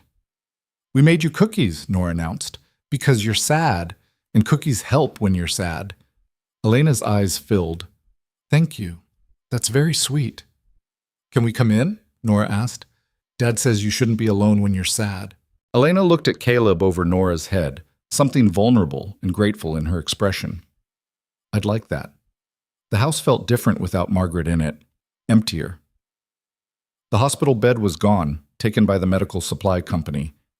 The living room looked too big now, like removing one small woman had somehow expanded the space. They sat in the kitchen while Nora chatted about her morning, about the cookies, about whether Margaret would like knowing they'd made them. Elena listened with half her attention, the other half clearly still processing the morning's events. Finally, Nora asked if she could go look at Margaret's garden one more time. Elena said yes, and Caleb went with her, leaving Elena alone for a moment to breathe. Outside, Nora walked among the fall flowers, mums and asters, the last blooms before winter killed everything. She touched them gently, like they were precious. "Dad, do you think Miss Margaret is with Mom now?" Caleb had carefully avoided conversations about the afterlife, not wanting to promise Nora things he didn't believe or understand. But standing in a dead woman's garden with his daughter, he found himself hoping anyway. "I don't know, baby. Maybe." "I hope so. Then Mom won't be alone, and Miss Margaret will have a friend." "That's a nice thought. Do you think Elena will stay, now that Miss Margaret's gone?" "I don't know. She has a whole life somewhere else, a company to run. But she's sad here. She was sad there too, though. She told me when we were making dinner, she said she travels all the time but never really goes anywhere." "When did she tell you that?" "When you and Miss Margaret were talking, we were cutting vegetables, and I asked her what her favorite place was, and she got really quiet and said she didn't have one, that everywhere was the same when you were alone." Caleb looked through the kitchen window at Elena, sitting at the table, staring at nothing, carrying the weight of the morning and years of accumulated loneliness. "What do you think about Elena?" he asked Nora carefully. "I think she's nice. Sad, but nice. And I think she likes you." "What makes you say that?" "The way she looks at you, like she's trying to figure something out." Nora picked a yellow mum. "Can I give this to her? For Miss Margaret?" "I think she'd like that." They went back inside. Nora presented the flower with ceremony, and Elena accepted it like it was something precious, putting it in a glass of water on the windowsill where the afternoon light caught it. "The lawyer came," Elena said when Nora wandered off to look at books on Margaret's shelf. "Read the will. Margaret left me the house." Caleb stared at her. "What?" "The house. Everything in it. She said in the will that I'd need a place to figure things out, and this was as good as any." Elena's laugh was hollow. "She planned this, the whole thing. Getting me here, making sure we met, leaving me a house so I'd have a reason to stay. She orchestrated everything." "Are you angry?" "I don't know what I am. Grateful? Manipulated? Both?" Elena looked around the kitchen. "What am I supposed to do with a house? I live in a condo in Seattle that I'm never in. I don't need a house in a lakeside town where I know exactly 2 people. 3, counting Nora. 3 people. one of whom I met 2 weeks ago, and the other who's 6 years old. But there was no heat in her words, just exhaustion. I should sell it. That would be the smart thing. Sell it. Go back to my life. Remember this as a weird detour. Is that what you want to do? I don't know what I want. I thought I did. Thought I had my whole life figured out. But then Margaret asked me to come, and I watched her die, and I made promises I'm not sure I can keep, and now I own a house I don't need, and I'm talking to a man I barely know, like he might have answers. She pressed her hands to her face. I'm sorry. This morning was... I can't think straight. You don't have to decide anything today. The lawyer needs an answer about the funeral arrangements.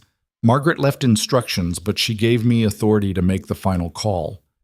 Do I do exactly what she wanted, or do I don't even know. I've never planned a funeral. What did she want? Simple service. No religious anything. Just people who knew her sharing memories. She wanted it at the house, in the garden.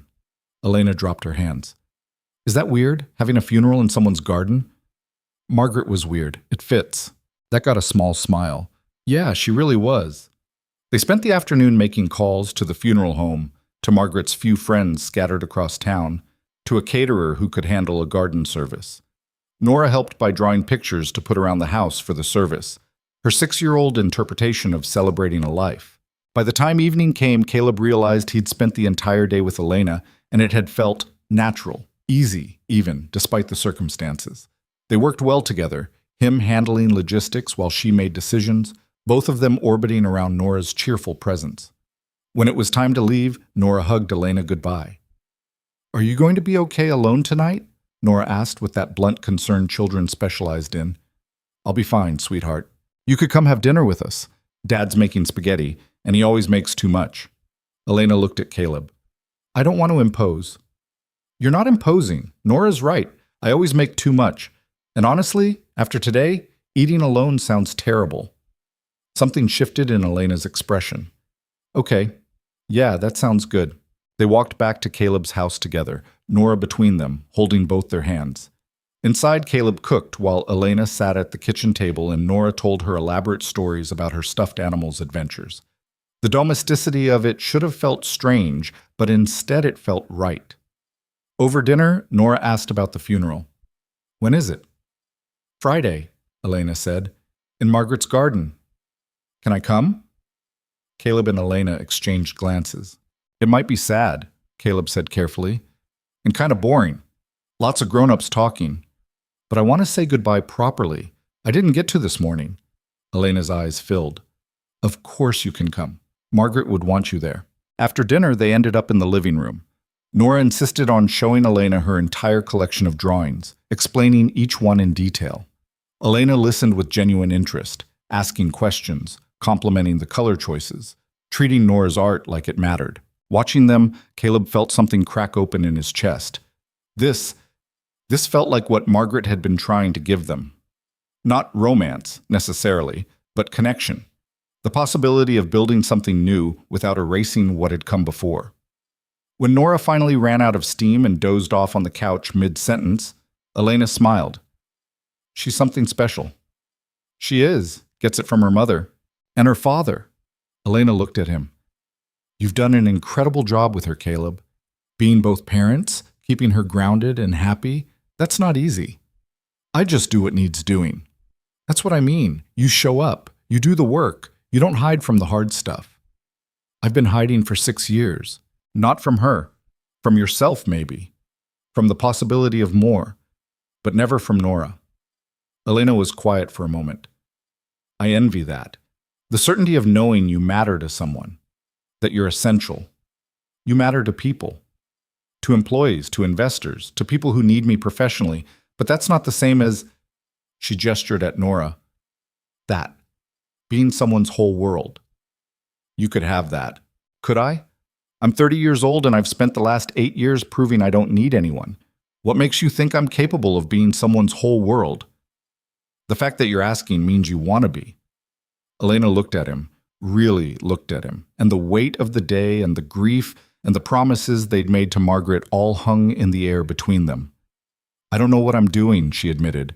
With the house, with staying, with this, whatever this is, neither do I. But maybe that's okay. Maybe not knowing is where we start. That's terrifying. Yeah, Caleb said softly. It really is. They sat in comfortable silence while Nora slept, the house quiet around them. Two people who'd spent years running from exactly this kind of moment, but neither of them got up to leave. Neither pulled back. Eventually, Caleb carried Nora to bed, and when he came back, Elena was standing by the door. I should go. Probably. But she didn't move. Thank you, she said finally, for today, for being there this morning, and for dinner, and for not making this weird. Is it weird? Completely, but in a good way, maybe. She opened the door, let in the cold October air. Friday, the service. You'll be there? Of course. Good, that's good. She left, and Caleb stood in the doorway watching her walk back to Margaret's house. Her house now, though she didn't seem to believe it yet. Lights came on in the windows, one by one, and he wondered what it felt like to inherit a life you hadn't asked for and didn't know how to live. That night, lying in bed, Caleb thought about Margaret's story, about letters unanswered and chances missed and lives built on fear, disguised as independence. He thought about Elena crying at Margaret's bedside, about promises made to a dying woman, about the weight of trying to honor someone's last wish. And he thought about Claire, about what she would want for him. Not safety, not hiding, but life. Messy, risky, terrifying life. His phone buzzed. Elena, can't sleep. Keep thinking about this morning. Caleb, me too. Elena, do you think we can actually do it? Keep the promise? Caleb, I don't know, but I think we have to try. Elena, what if we fail? Caleb, then at least we tried. That's more than we've done in years. A long pause. Elena, I'm scared, Caleb. Caleb, me too, but maybe being scared together is better than being safe alone. Elena, Margaret would say definitely. Caleb, Margaret was usually right. Elena, good night. Caleb, good night, Elena. He put the phone down and stared at the ceiling, feeling the weight of possibilities settling over him like a blanket. In 3 days, they'd say goodbye to Margaret, and then they'd have to figure out what came next, for her house, for Elena's decision to stay or go, for whatever was building between them that neither knew how to name. But tonight, it was enough to know he wasn't alone in the fear. That somewhere across the dark street, Elena was lying awake too, carrying the same weight, asking the same questions. Margaret had spent 78 years alone by choice, and died regretting every minute. Caleb had spent 6 years alone by necessity that had become habit. Elena had spent 8 years alone, convinced it was easier than the alternative. And now they were here, two broken people with one chance to choose differently. To be brave. To build something new on the foundation of shared grief and hard-won honesty. The safe choice would be to retreat. To let Elena go back to Seattle, to keep his walls intact, to tell himself that trying was too risky. But Margaret's voice echoed in his head. The safe choice is the one you'll regret. And for the first time in 6 years, Caleb chose risk over safety. He chose to try. Friday arrived with the kind of perfect fall weather that felt almost insulting. Clear blue sky, temperature just cool enough to be comfortable, leaves blazing orange and gold. Margaret would have called it show-off weather, nature putting on its best performance when what you really needed was rain to match the mood. Caleb woke early and found himself staring at the suit hanging on his closet door. He hadn't worn it since Claire's funeral. 6 years in a garment bag, untouched, because wearing it meant attending events he'd systematically avoided. Weddings, baptisms, celebrations that required dressing up and pretending to be a whole person. He put it on anyway. It still fit, barely. His shoulders had filled out from the physical work at the hardware store, and the pants were snug in ways they hadn't been at 26. But it would do. Nora appeared in his doorway wearing the purple dress from last Saturday, the one she'd picked for dinner at Elena's. Is this okay? She asked, uncertain in a way she rarely was. You look beautiful, baby. I don't feel beautiful. I feel sad. You can be both. They ate breakfast in silence, neither very hungry. Caleb made toast they didn't finish and poured orange juice they barely touched. The house felt too quiet, like it was holding its breath. At 9, they walked to Margaret's house. Cars already lined the street. more than Caleb had expected. Apparently, Margaret had touched more lives than her solitary existence suggested. Elena met them at the door, and Caleb barely recognized her. She'd traded the corporate armor for a simple black dress, hair down and soft around her face, minimal makeup. She looked younger, vulnerable, and absolutely exhausted. "You okay?" he asked quietly while Nora ran ahead to the garden. "No, but I will be. Eventually." She touched his arm. "Thank you for coming early. I'm kind of falling apart here." "What do you need?" "Honestly, just don't leave me alone with all these people who knew her better than I did. I feel like a fraud hosting her funeral when I only knew her 3 weeks." "You knew her when it mattered. That counts." The service was exactly what Margaret wanted. Simple, honest, no pretense. People gathered in the garden among the fall flowers, and one by one they shared memories. The woman who'd bought the house next door 40 years ago and watched Margaret tend her garden every morning. The postal carrier who'd delivered her mail for 20 years and always got a Christmas cookie. The librarian who'd ordered books for her. The pharmacist who'd filled her prescriptions. The cashier at the grocery store who'd bagged her groceries. Caleb realized with the start that Margaret had been woven into the fabric of this town in ways he'd never noticed.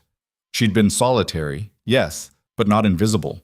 She'd touched lives quietly, consistently, without fanfare. When it was his turn to speak, Caleb stood in front of 20 strangers and told them about the woman who'd brought casseroles when Nora was teething, who'd never asked intrusive questions but always offered practical help, who'd called him out on his hiding in the last weeks of her life and given him permission to try living again. "She told me the safe choice was the one I'd regret," he said, voice rough, and she was right. Margaret spent 78 years making safe choices, and at the end, she wanted us to learn from her mistakes, to be braver than she was, to build lives worth living instead of lives worth protecting. He sat down beside Elena, and she took his hand, squeezed once. Her palm was cold. Nora spoke last, standing on a chair someone had brought out so she could be seen.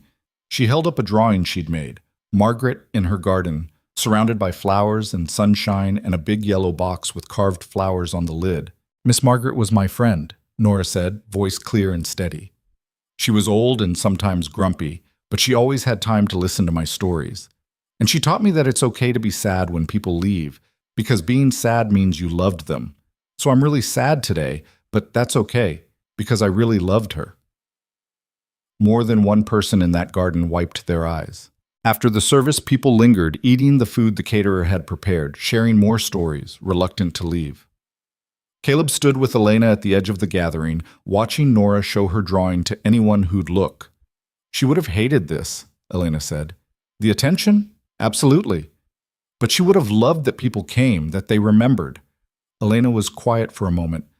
"The lawyer gave me something this morning, an envelope Margaret left. It's addressed to both of us." "You open it?" "Not yet. Felt wrong, doing it alone." She pulled it from her pocket. "Want to find somewhere quiet?" They ended up in Margaret's bedroom, Elena's bedroom now, though nothing had been moved yet. The room still smelled like lavender and old books. Elena sat on the bed, Caleb in the chair by the window, and she opened the envelope with shaking hands. Inside were 2 letters, one for each of them, and a smaller sealed envelope marked "Open Together." Elena read hers silently, tears sliding down her face. Caleb opened his, and Margaret's handwriting, shaky but determined, blurred as his eyes filled. "Caleb," the letter began, "by the time you read this, I'll be gone, and you'll be standing in my house wondering what the hell I was thinking, orchestrating your life like I had any right. So let me tell you what I was thinking. I was thinking that watching you waste your life was killing me faster than the cancer. I was thinking that you deserved better than the prison you'd built. I was thinking that maybe, just maybe, if I put you and Elena in the same room enough times, you'd see what I saw. 2 people brave enough to survive loss, but too scared to risk living again. You promised me you'd try. I'm holding you to that promise. Build something, Caleb, with your hands, with your life, with Elena if she's willing. Build something that scares you because it matters. Build something you could lose. That's what living is. Building things you could lose and doing it anyway. Claire would want this for you. She'd want you happy, whole, taking risks. She'd want Nora to see her father as a person, not just a parent. And she'd want you to know that loving someone new doesn't erase loving her. Hearts don't work that way. They just get bigger. Be brave." I didn't manage it, but you still can. Don't waste the time I don't have left. With more love than I ever admitted while breathing, Margaret. Caleb folded the letter carefully, throat too tight to speak. Elena's voice was barely a whisper. She told me I was running, that success was just another prison, and the bars were made of quarterly reports and stock prices, and the lie that achievement could substitute for connection. Sounds like Margaret. She said I reminded her of herself at 30, convinced I was choosing independence when I was really choosing fear. Elena wiped her eyes. She was right. About all of it. They sat in silence for a moment, holding letters from a dead woman who'd seen them more clearly than they'd seen themselves. There's another envelope, Elena said, holding up the smaller one. Should we? Caleb nodded, and she opened it. Inside was a single key and a note in Margaret's distinctive scrawl. My workshop. Back of the garage. I never told anyone about it, but I want you both to see where I hid my own dreams. Maybe you'll be braver than I was. Maybe you'll actually use yours. The key fits the padlock. Don't let my mistakes be for nothing. They looked at each other, then headed for the garage. The main part was ordinary: garden tools, paint cans, the detritus of a life lived in one place for decades. But at the back, hidden behind a false wall of storage shelves, was a padlocked door Caleb had never noticed. The key turned smoothly, and the door swung open to reveal a small workshop filled with half-finished paintings, watercolors, dozens of them, in various stages of completion, landscapes, portraits, abstract pieces that were surprisingly good, a lifetime of secret art hidden away where no one could see it, judge it, or validate it. Elena walked between the canvases, touching them gently. She painted. All these years she painted, and she never showed anyone. Why hide them? Because showing people means risking their opinions, means admitting you care about something enough to be hurt if they don't like it. Elena stopped in front of a half-finished landscape, the lake at sunset, rendered in soft blues and golds. She was good, really good, and she hid it because she was too scared to be vulnerable. Caleb thought about his own workshop, gathering dust for 6 years, about tools he'd loved and abandoned, about building things that made him feel alive and stopping because feeling alive hurt too much. She wanted us to see this, he said slowly, wanted us to understand what happens when you hide the things that matter. We can't let this be us. Elena turned to face him, eyes fierce. I don't want to die with a garage full of secret paintings that nobody ever saw. I don't want to reach the end and realize I spent my whole life running from the only things that mattered. What are you saying? I'm saying I'm staying. Not forever, maybe, but for now. I'm keeping the house. I'm going to run my company from here instead of Seattle. And I'm going to figure out who I am when I'm not performing for investors or hiding behind quarterly earnings. That's terrifying. Good. Margaret said being scared means we're doing something worth doing. She moved closer. What about you? Are you going to keep building things in that workshop of yours? I don't know, maybe. That's not an answer. It's the only one I have. I want to, Elena. I want to build things and feel things and stop hiding behind being Nora's dad like it's the only identity I'm allowed to have. But wanting and doing are different things. So start small, build one thing, then another, then another. That's all any of us can do. They stood in Margaret's secret workshop, surrounded by a lifetime of hidden dreams, and made a silent pact. They would try. They would risk. They would honor Margaret's dying wish by refusing to make her mistakes. Outside, the funeral guests were starting to leave. They closed the workshop, locked it, and rejoined the gathering to say goodbyes and accept condolences. Caleb watched Elena navigate the crowd, thanking people for coming, accepting their stories about Margaret, promising to take care of the house. She was good at this, the social performance, but he could see the exhaustion underneath. By late afternoon, everyone was gone except Caleb, Nora, and Elena. They sat in the garden among the fall flowers, emotionally wrung out but reluctant to separate. What happens now? Nora asked, always direct. I don't know, baby. Are you going to stay, Elena? In Miss Margaret's house? Elena looked at the house, then at Nora, then at Caleb. Yeah, I think I am. For a while, anyway. Good. Because you seem less sad when you're here. Still sad, but less. Out of the mouths of babes, Elena murmured. What does that mean? Nora asked. It means you're right. I am less sad here. They stayed until the sun started setting, turning the sky the same shades of blue and gold Margaret had captured in her hidden painting. Nora dozed against Caleb's shoulder while he and Elena talked about logistics, selling her Seattle condo, moving her things, figuring out how to run a company remotely. Practical details that made the decision feel real. "Are you sure about this?" Caleb asked when Nora was fully asleep. "You're giving up a lot." "I'm not giving up anything that mattered. That's the problem." Elena pulled her knees up, wrapped her arms around them. "I spent 8 years building a company and told myself it was everything, but it's not. It's just money and strategy and problems with solutions. Margaret was right. I was hiding, using work the same way you used routine, and I'm tired of hiding." "What if it doesn't work? Staying here, trying to build something different?" "Then at least I tried. That's more than I've done in years." Caleb shifted Nora's weight, careful not to wake her. "I don't know what this is between us. I don't know if it's friendship or something else, or just two broken people clinging to each other because we're both scared. Does it have to be defined right now?" "No, but eventually we'll figure it out. Or we won't.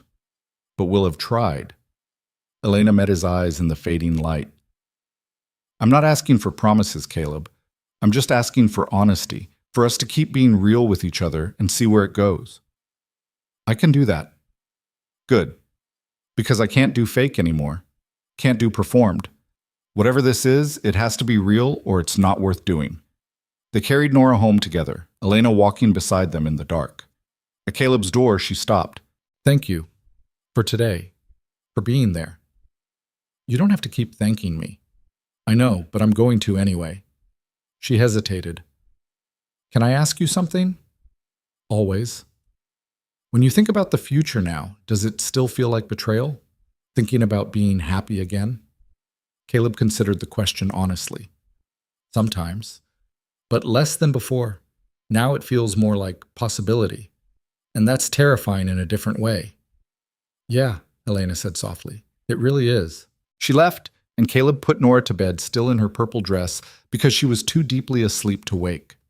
He sat on the edge of her bed for a long time, watching her breathe, this miracle child who'd kept him tethered to life when he wanted to disappear into grief. "I'm going to try, baby," he whispered. "I'm going to try to be more than just your dad. I'm going to try to build things and feel things and be brave. Margaret wanted that. Your mom would have wanted that, and you deserve to see it." Nora slept on, oblivious, secure in a world where her father was a constant, and nothing could shake that. Caleb hoped he could live up to that faith. That night he went to the workshop and actually turned on the lights. The space looked better for his cleaning, organized and waiting. He ran his hand over the workbench, feeling the smooth wood, the familiar gouges and stains from years of use. He thought about Margaret's hidden paintings, about a lifetime of creating in secret, too scared to let anyone see the things that mattered, about dying with a garage full of unrealized potential. Caleb picked up a piece of wood, cherry, salvaged from a tree that had come down in a storm 2 years ago. He'd kept it because it was beautiful, even though he had no plans to use it. Now he studied it, seeing what it could become. Not a box this time. Something bigger. A table, maybe.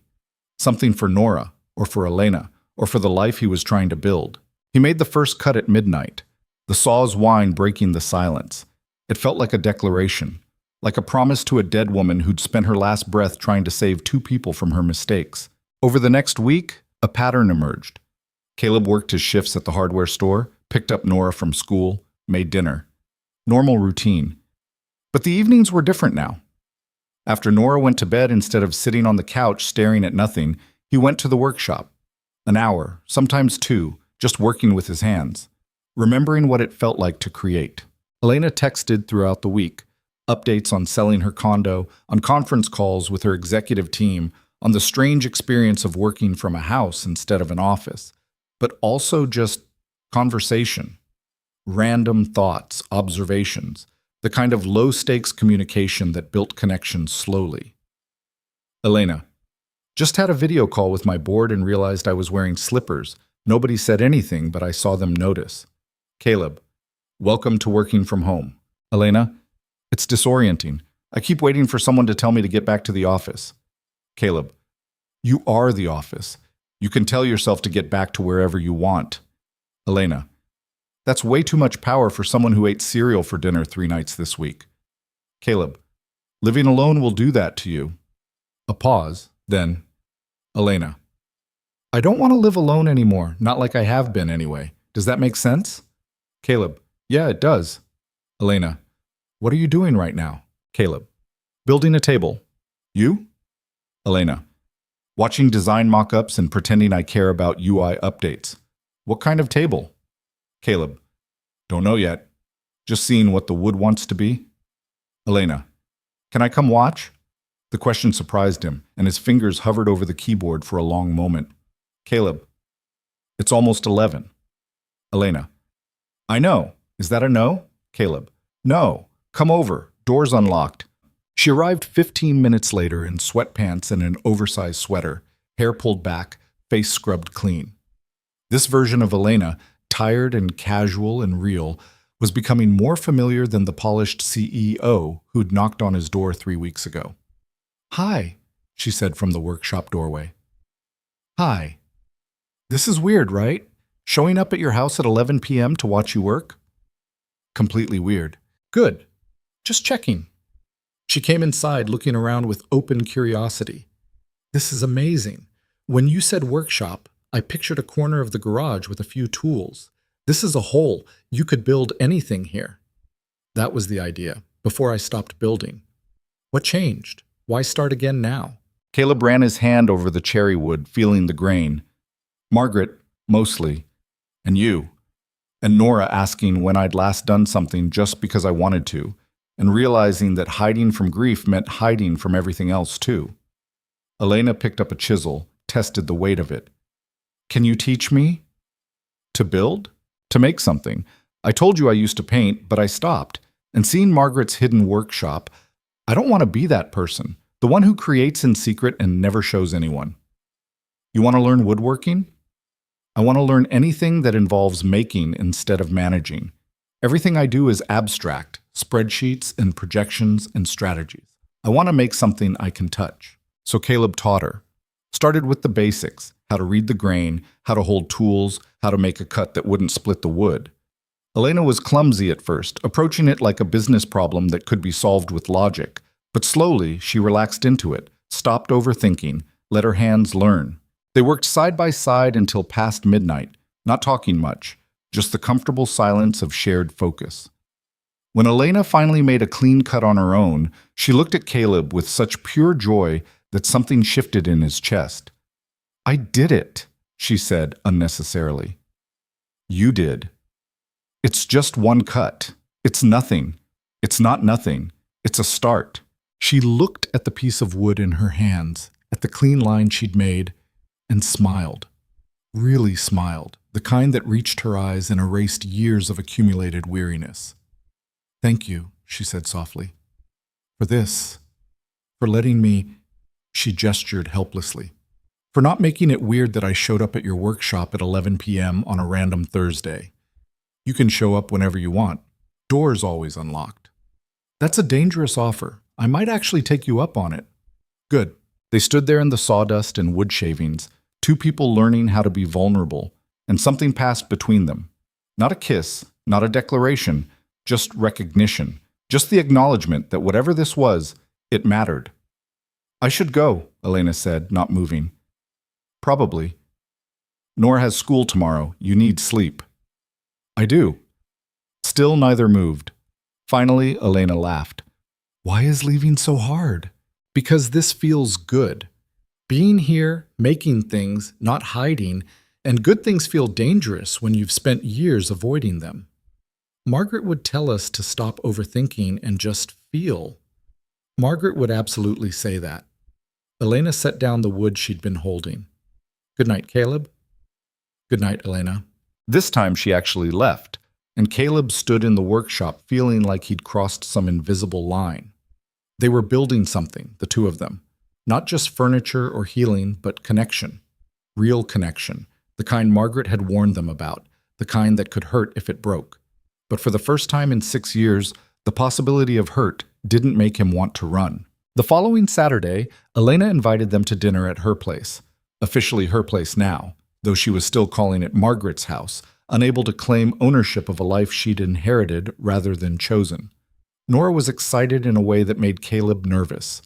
She'd been dropping hints all week about Elena, about how nice it would be if she stayed forever, about how their house was too small for 3 people, but Miss Margaret's house was huge.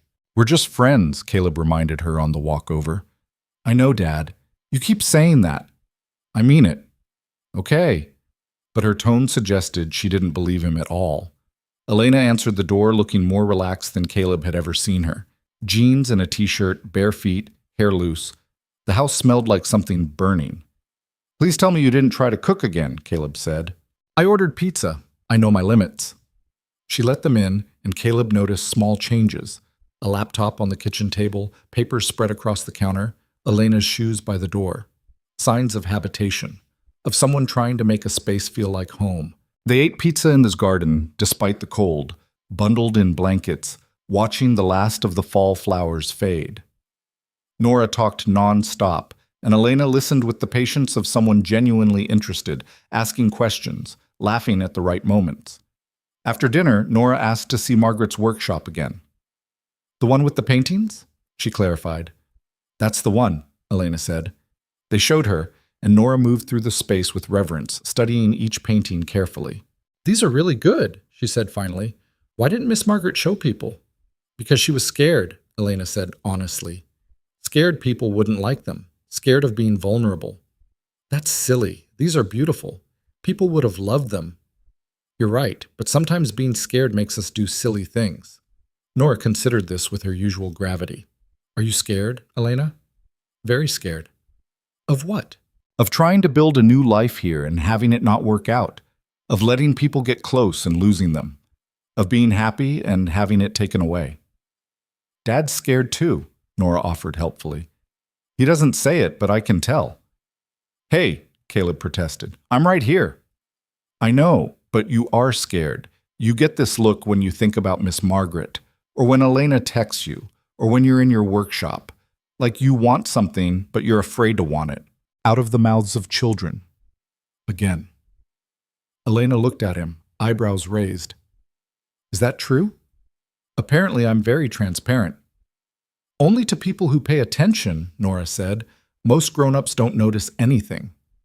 They left the workshop and ended up in the living room. Nora sprawled on the floor, drawing, while Caleb and Elena sat on the couch, not quite touching but close enough to feel each other's warmth. "She's right, you know," Elena said quietly.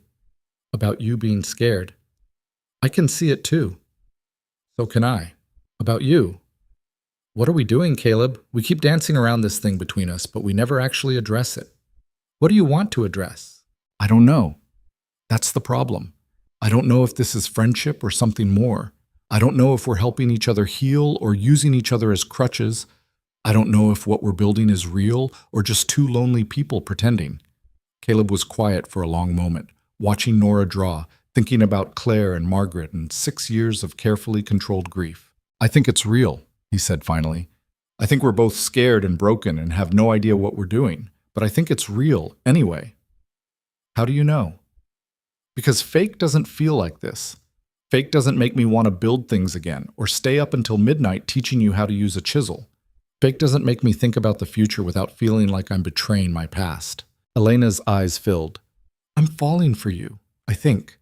I'm not sure because I haven't let myself fall for anyone in 8 years. But I think that's what this is, and it terrifies me." "Good." "Good? If it didn't terrify you, it wouldn't matter.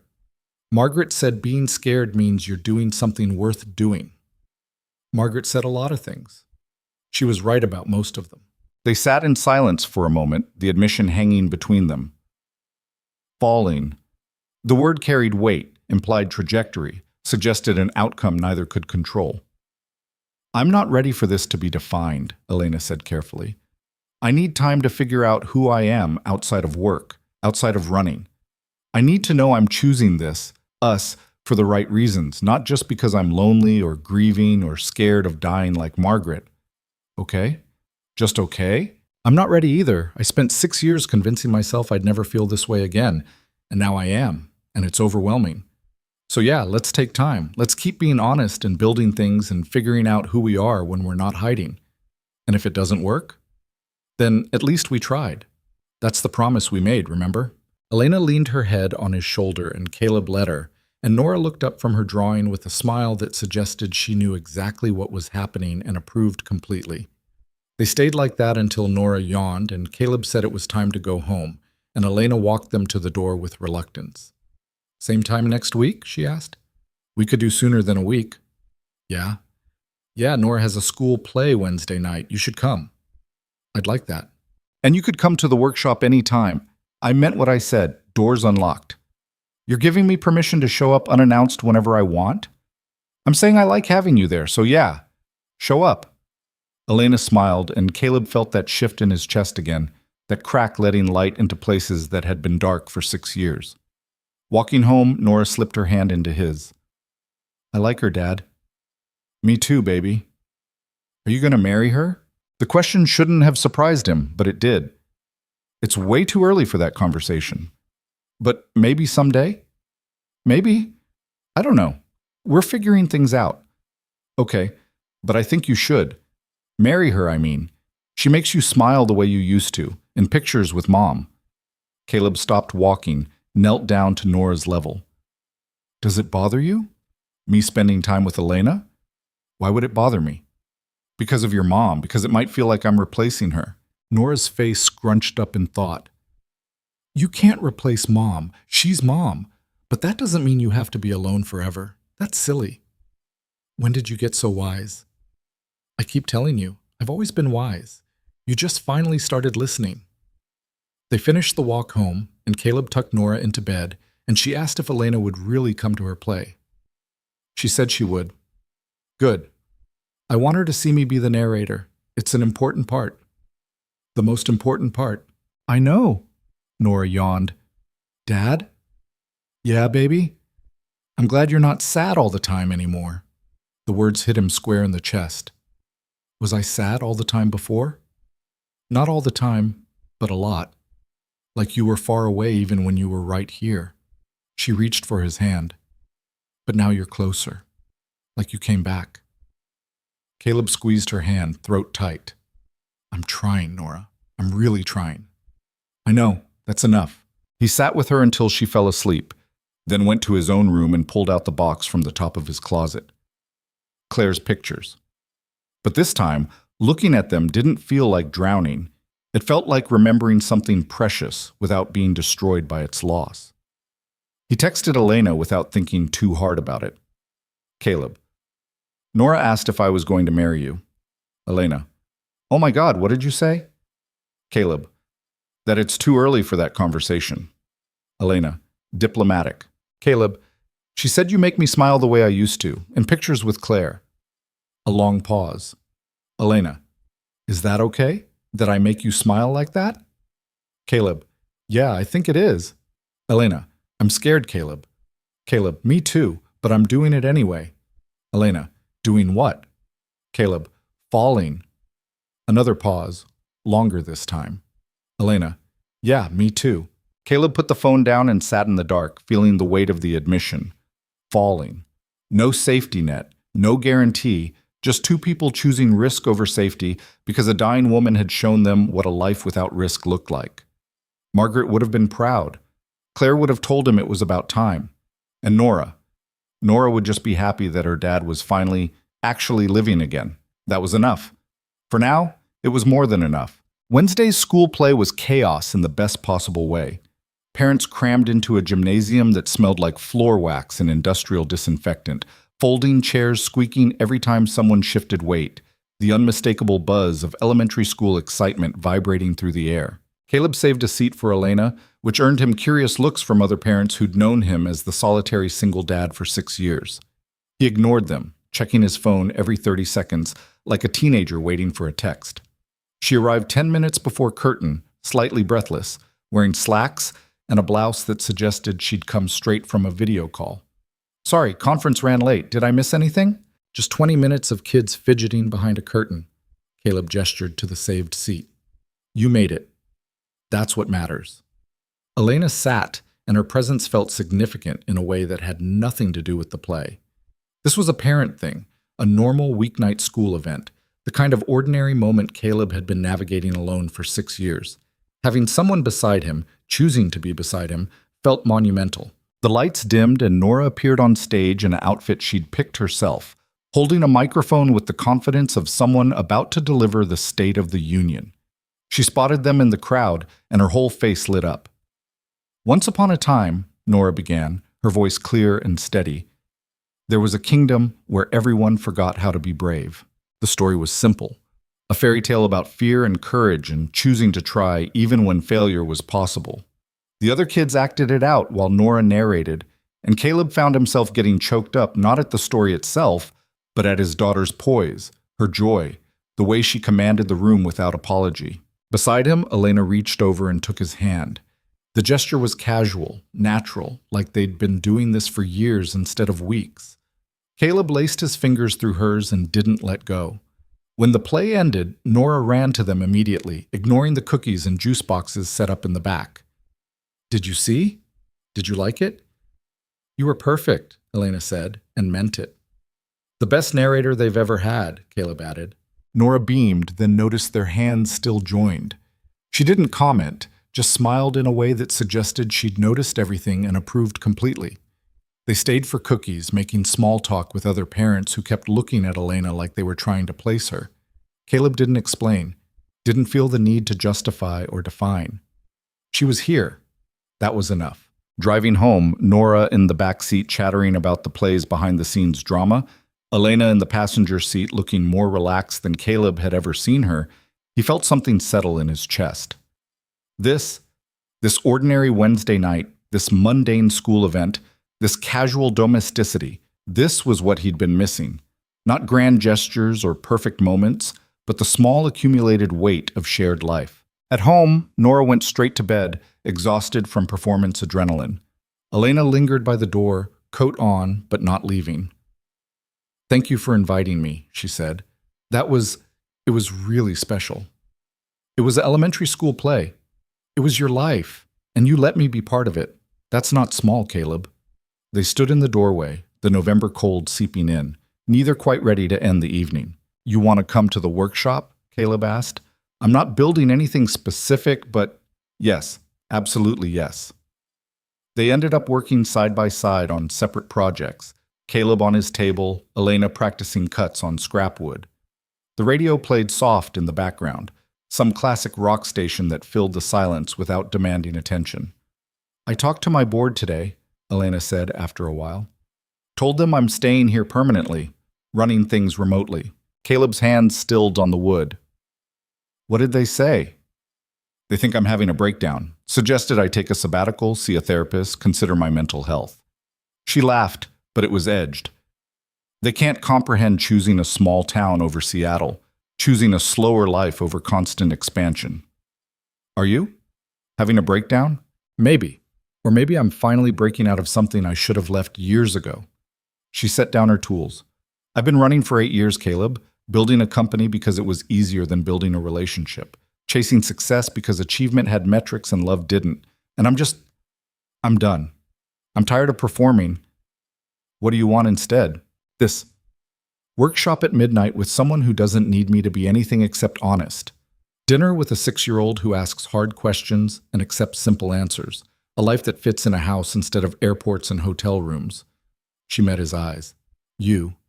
I want you. If you want me too."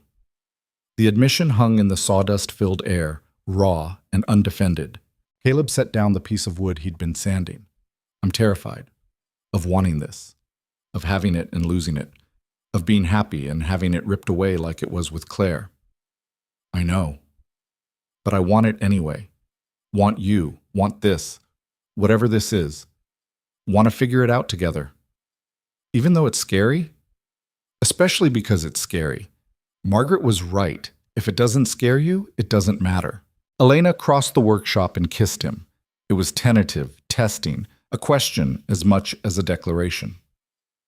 Caleb kissed her back, and it felt like falling and landing at the same time, like jumping off something high and discovering you could fly.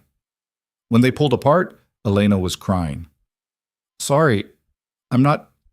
These are good tears, I think. I'm not entirely sure because I haven't let myself feel anything this real in 8 years, but I think they're good. Caleb wiped her tears with sawdust-covered fingers, leaving smudges on her cheeks. They're good. Definitely good. They stood there holding each other, two broken people choosing to be broken together, to build something new on the foundation of accumulated scars and hard-won honesty. What do we tell Nora? Elena asked eventually. The truth, that we're figuring things out, that we care about each other, that nothing's certain, but we're trying. She's 6. Is that too much honesty? Nora can handle it. She's been handling hard truths her whole life. Caleb pulled back to look at her. But we go slow. For her sake and ours. No rushing, no grand gestures, just building, day by day. I can do slow. Can you? You built a $300 million company in 5 years. That's different. That was running. This is staying. I'm good at running. Staying is going to take practice. They worked until almost 2, talking and building and learning the comfortable silences that came with real intimacy. When Elena finally left, Caleb stood in the workshop alone and felt the weight of the step they'd taken. No going back now. They'd admitted it, made it real, chosen each other despite the fear. He found Nora's light still on when he went inside. You're supposed to be asleep. I know, but I heard you in the workshop and I wanted to wait up. She patted the bed beside her. Are you and Elena together now? Like together? Caleb sat, choosing his words carefully. We're figuring it out. We like each other. We want to spend time together, but it's new and we're taking it slow. Because you're scared? Yeah, because I'm scared. Of what? Of getting hurt again, of losing someone I care about, of being happy and having it taken away. Nora considered this with her usual gravity. But Dad, you could get hurt doing anything. You could get hurt going to work or driving or just walking down the street. That's life. You can't stop living because you might get hurt. Out of the mouths of 6-year-olds, again and again. When did you get smarter than me? He asked. I've always been smarter. You just finally started listening. She yawned. I'm glad about you and Elena. She's nice. And you're happy. Like actually happy, not just pretending for my sake happy. How do you know the difference? Because I've been watching you my whole life, Dad. I know all your faces. Caleb pulled her into a hug, this wise, perceptive child who'd grown up watching her father hide from life and never once complained about it. I love you, baby. I love you too. Now go to bed. You have work tomorrow and you look tired. He went, but sleep didn't come easily. His mind kept circling back to Elena's admission, to the kiss, to the decision they'd made to try despite the terror. 6 years ago, this would have been impossible. 6 weeks ago, it would have been unthinkable. But now, lying in the dark, it felt inevitable. Like Margaret had seen something he couldn't and engineered this entire thing knowing they needed each other.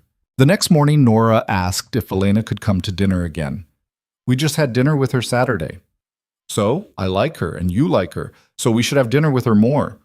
It doesn't work that way, baby. Why not? Caleb had no good answer, so he texted Elena. Caleb, Nora's demanding you come to dinner tonight. You free? Elena, I'm running a multinational company from a dead woman's house. My schedule is extremely flexible. Caleb, that's a yes? Elena, that's absolutely a yes. She showed up at 6 with flowers from the grocery store and a self-deprecating comment about not knowing dinner etiquette. Nora accepted them with ceremony and put them in a vase she'd made at school, lumpy and lopsided and perfect. They ate spaghetti and talked about ordinary things. Nora's upcoming science project, Elena's ongoing battle with her Seattle condo's realtor, Caleb's coworker who'd accidentally ordered 10 boxes of the wrong screws. Normal conversation, domestic and easy, the kind Caleb had forgotten could exist. After dinner, Nora asked Elena to read her bedtime story. If that's okay, she added, looking at Caleb. It's okay with me if it's okay with Elena. I'd love to, Elena said, and meant it. Caleb cleaned up while Elena and Nora disappeared into the bedroom. He could hear their voices through the wall, Nora asking questions about the story, Elena answering with patience, both of them laughing at something. The sound of it made his chest ache in the best way. When Elena emerged 20 minutes later, she looked different, softer, more settled. She's out. Fell asleep mid-sentence about whether the princess should have trusted the dragon. That's Nora.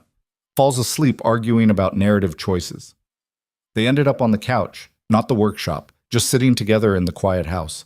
Elena's head on his shoulder, his arm around her, both of them exhausted but unwilling to let the evening end.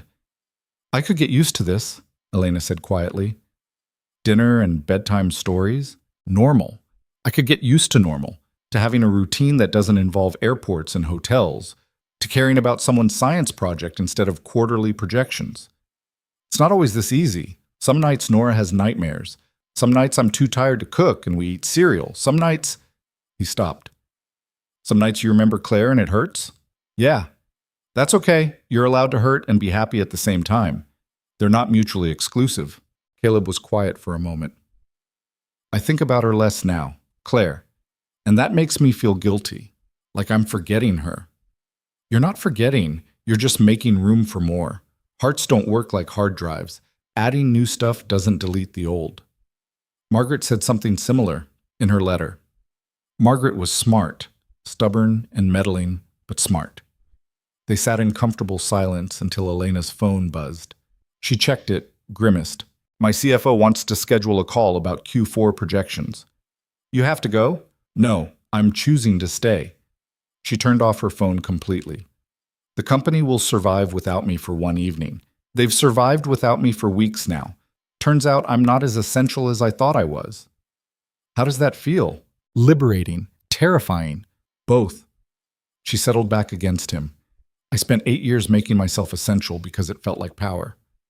But really it was just another prison, another way to avoid being human. What do you want instead?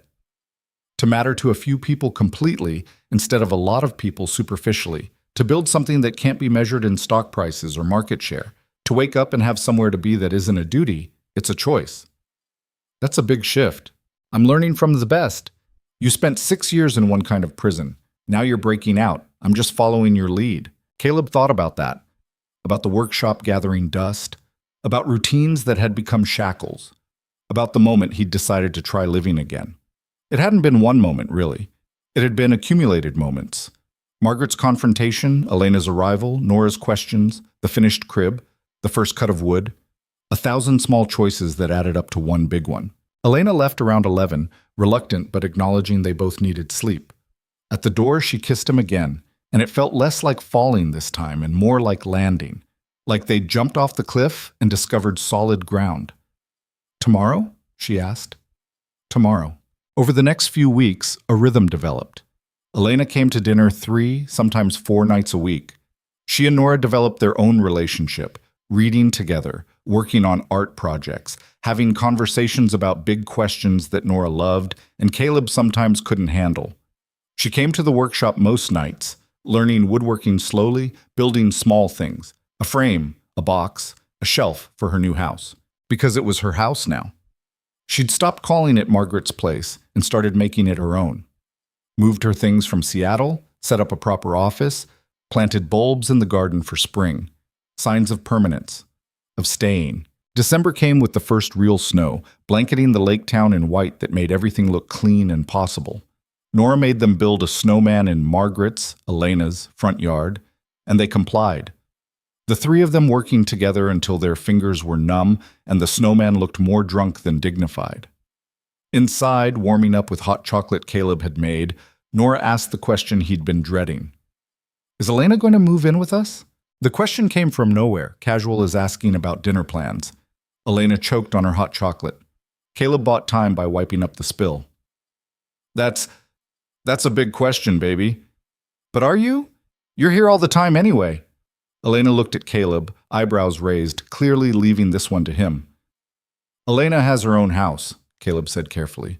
And we've only been together a couple months. Moving in together is a big step. But you love her, right? The question hung in the air. Caleb and Elena hadn't used that word yet. Had been carefully dancing around it, both terrified of what it meant, what it demanded. Caleb started. Yes, Elena said quietly. He does. And I love him, and you, but Nora, love doesn't mean rushing. It means taking time to do things right. Nora seemed satisfied with this. Okay, but when you do move in, can I help decorate your room? Deal. After Nora went to bed, they sat in the living room staring at each other. Did we just tell a 6-year-old we love each other before telling each other? Caleb asked. Apparently. That's backward. Most things about us are backward. Elena moved closer. But for the record, I meant it. I do love you. I'm terrified of it, but I do. I love you too. Have for a while now. Just didn't know how to say it. Nora made it easy. Nora makes everything easy. She just asked the hard questions out loud. They kissed, and it felt different now that the words had been said. More real, more permanent, more terrifying, and more right all at once. I don't want to rush this, Elena said. Moving in, getting married, any of it. I want to do it right, for Nora and for us. Agreed, but Caleb hesitated. I want you to know I'm thinking about it, about a future, about what it looks like with you in it permanently. Me too, and that scares me more than any business deal ever has. Good. If it didn't scare you, it wouldn't matter, I know. Margaret's wisdom lives on. Christmas came, and they spent it together, Caleb, Nora, and Elena, in Elena's house because it was bigger and still felt like neutral territory. They cooked together, made a mess of the kitchen, burned the ham but saved the sides. Nora opened presents with the enthusiasm of someone who'd been promised exactly nothing but received everything that mattered. Late that night, after Nora had crashed from sugar and excitement, Caleb and Elena sat by the fireplace Elena had finally figured out how to use. I've been thinking, Elena said, about Margaret, about what she wanted for us. What's that? She wanted us to build something real, to take risks, to choose life over safety. Elena turned to face him. I think we're doing that, but I also think there's more. More how? I want to do something with her paintings, the ones in the workshop. I want to have a showing. Let people see what she made. Honor the part of her she kept hidden. Caleb thought about the secret workshop, about a lifetime of art created in isolation, about Margaret's warning to not let fear make your choices. She'd hate that, the attention. Probably. But she'd also love that someone saw her, really saw her, and that her hiding didn't win in the end. When were you thinking? Spring, after the snow melts. In the garden. A celebration of her life and her art and her stubborn refusal to be completely alone even when she tried. That's beautiful. I'm learning from you, building things, making things that matter. They sat in silence, watching the fire, thinking about a dead woman who'd brought them together and the life they were building in her absence. New Year's came and went. Caleb made a resolution to finish the table he'd been building, the cherry wood piece that had started as nothing and was becoming something beautiful. Elena resolved to paint again, to pick up the brushes she'd sold 8 years ago and make something just for the joy of making it. Nora resolved to get a dog, which Caleb and Elena carefully didn't promise but didn't rule out either. January was hard. The anniversary of Claire's death hit Caleb like it always did, a wave of grief that knocked him sideways. He'd been dreading it for weeks, wondering if being with Elena would make it easier or harder, if loving someone new meant betraying the memory of who he'd lost. Elena gave him space but stayed close, didn't try to fix it, didn't offer empty platitudes, just let him be sad while making sure he wasn't alone in it. On the actual anniversary, she took Nora for the day, giving Caleb time to fall apart in private, to visit Claire's grave, to remember without performance. When he came home, exhausted and hollowed out, Elena and Nora had made dinner. Nothing fancy, just spaghetti again, but the gesture mattered. You okay? Elena asked quietly, while Nora set the table. No, but I will be. Good, that's good. After dinner, Nora brought out a drawing she'd made. Claire holding baby Nora, surrounded by hearts and flowers, and the kind of pure love only children's art could capture. I don't remember her, Nora said matter-of-factly, but I know she loved me, and I know you loved her, and I know that's okay, that loving Elena now doesn't mean you stopped loving Mom. Caleb couldn't speak, just pulled Nora into a hug and held on. Out of the mouths of babes, Elena murmured, eyes bright. February brought Valentine's Day, which Caleb had ignored for 6 years. But Elena asked if they could do something small, just the three of them, and he agreed. They made heart-shaped pizzas and watched a movie Nora picked, and it was perfect in its ordinariness. No grand gestures, no expensive gifts, just time together.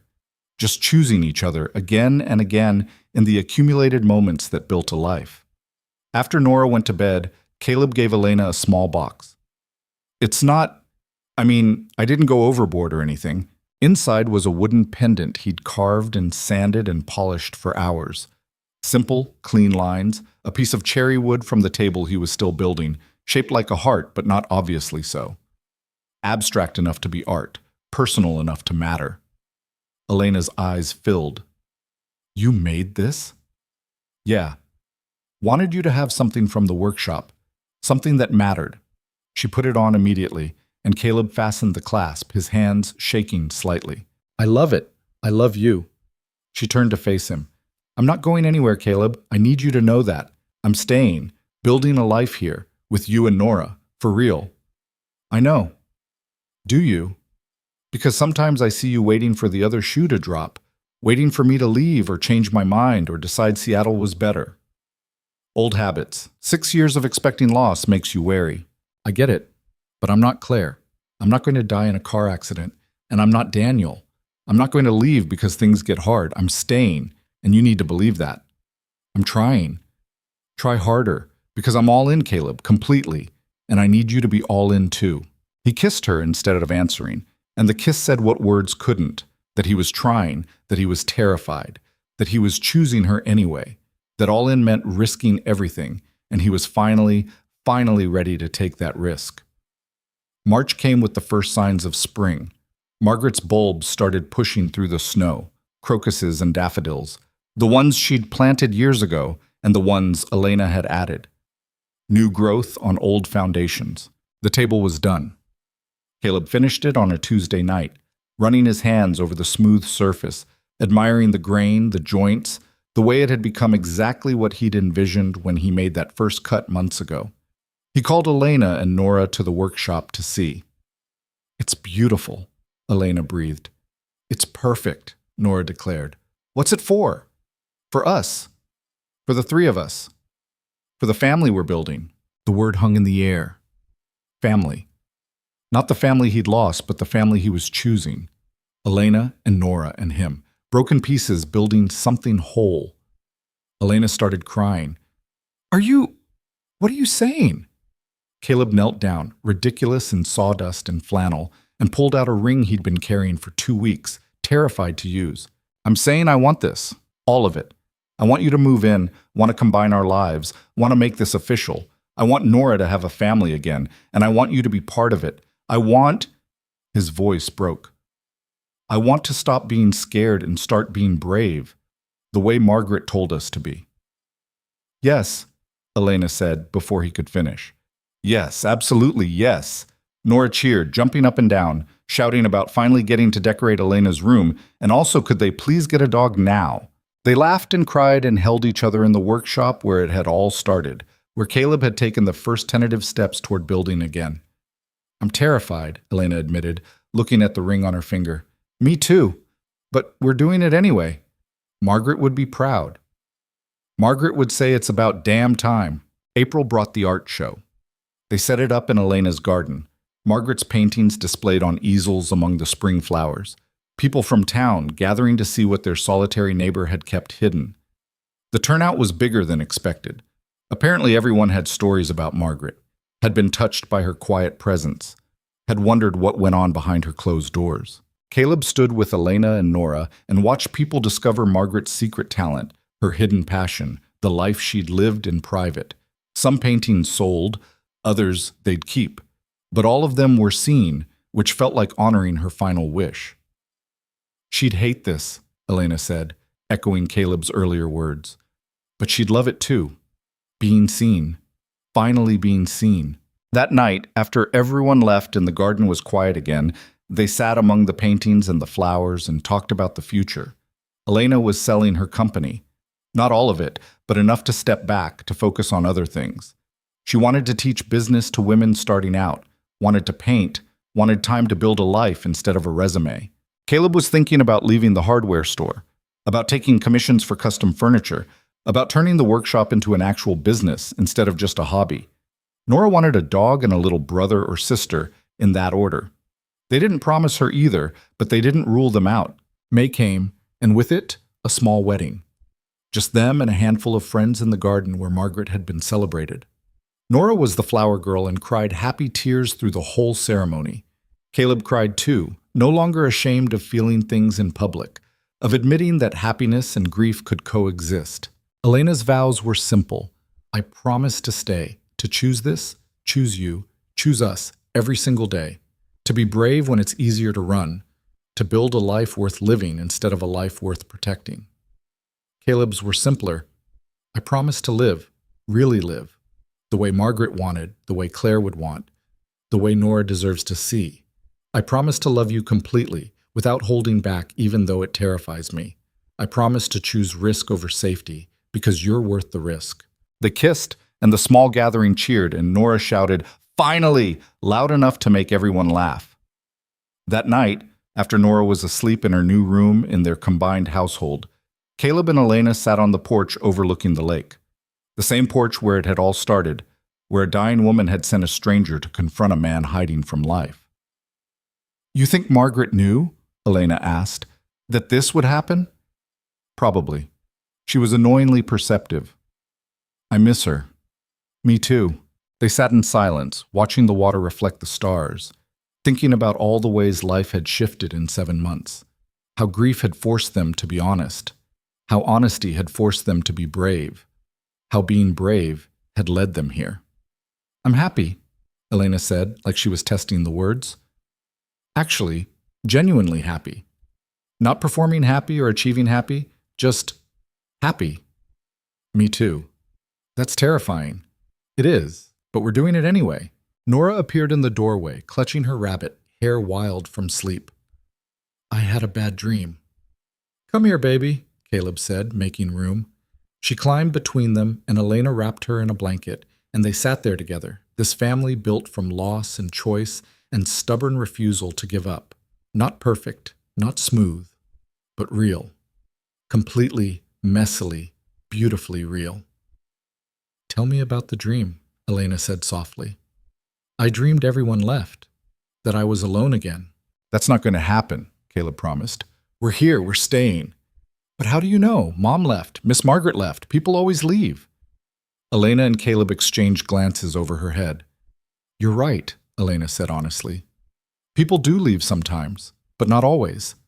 And even when they do, it doesn't mean they wanted to. Your mom didn't want to leave. Margaret didn't want to leave.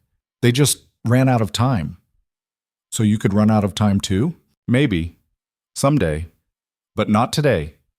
Not tomorrow. Not for a long, long time. And until then, we're here. All in. Completely. Promise?" "Promise," they said together. Nora seemed satisfied, settling between them, her breathing evening out as she drifted back to sleep. They sat there holding her, this child who'd lost so much and still chose to love completely, who saw the world clearly and forgave it anyway. "We're going to screw this up sometimes," Caleb said quietly. "Being a family, I'm going to get scared and pull back. You're going to want to run. We're going to fight and mess up and fail." "Probably," Elena agreed, "but we'll do it together. And that's more than either of us had before." "Think it's enough?" "I think it's everything." They stayed on the porch until the cold drove them inside, then carried Nora to bed and tucked her in together. In their own room, their room, not just Caleb's, they got ready for bed with the comfortable familiarity of people building a life. "I finished Claire's box today," Caleb said, brushing his teeth. "The one she kept her important things in. Been meaning to go through it for years." "How did it feel?" "Sad, but okay. Like I was finally able to remember her without drowning in it." He rinsed his mouth. "Found our wedding rings, the ones we never got to use." "What are you going to do with them?" "I thought maybe Nora could have them. Someday, when she's older, so she has something of her mother's." Elena came up behind him, wrapped her arms around his waist. "That's beautiful. Claire would love that." "You think she'd be okay with this? Us?" "I think Claire loved you enough to want you happy. And I think watching you waste 6 years hiding would have broken her heart. So yeah, I think she'd be okay with this. They went to bed, and Caleb lay in the dark thinking about the journey from that first knock on his door to this moment, about Margaret's meddling and Elena's arrival and Nora's wisdom, about choosing to build instead of hide, to risk instead of protect, to live instead of just survive. The safe choice would have been easier, would have meant less risk, less vulnerability, less chance of getting hurt again. But it also would have meant less life, less love, less of everything that made existence worth the pain. Margaret had warned him. The safe choice was the one you regretted, and she'd been right. Loving Elena was terrifying. Building a family was terrifying. Choosing happiness was terrifying. But regret? Regret was worse. Regret was dying alone with a garage full of secret paintings and a life unlived. So Caleb chose terror, chose risk, chose love. And beside him, Elena did the same. And in the room down the hall, Nora slept peacefully, secure in a world where her father had finally stopped hiding and started living, where broken people could build whole lives, where fear didn't win, where love, even after loss, was always worth the risk. In the morning, they'd wake up and do it all again. Build breakfast, and build conversations, and build the accumulated moments that became a life. They'd mess up and fight and struggle and fail. But they'd do it together, which made all the difference. Margaret's final gift wasn't just bringing them together. It was showing them that choosing to live, really live, fully and vulnerably and bravely, was the only choice that mattered. The rest was just details. And in a small lakeside town where autumn leaves gave way to winter snow, gave way to spring flowers, 3 people who'd all lost everything learned how to build something new. Not perfect, not smooth, but real and chosen and worth every terrifying moment. That was enough. More than enough. It was everything.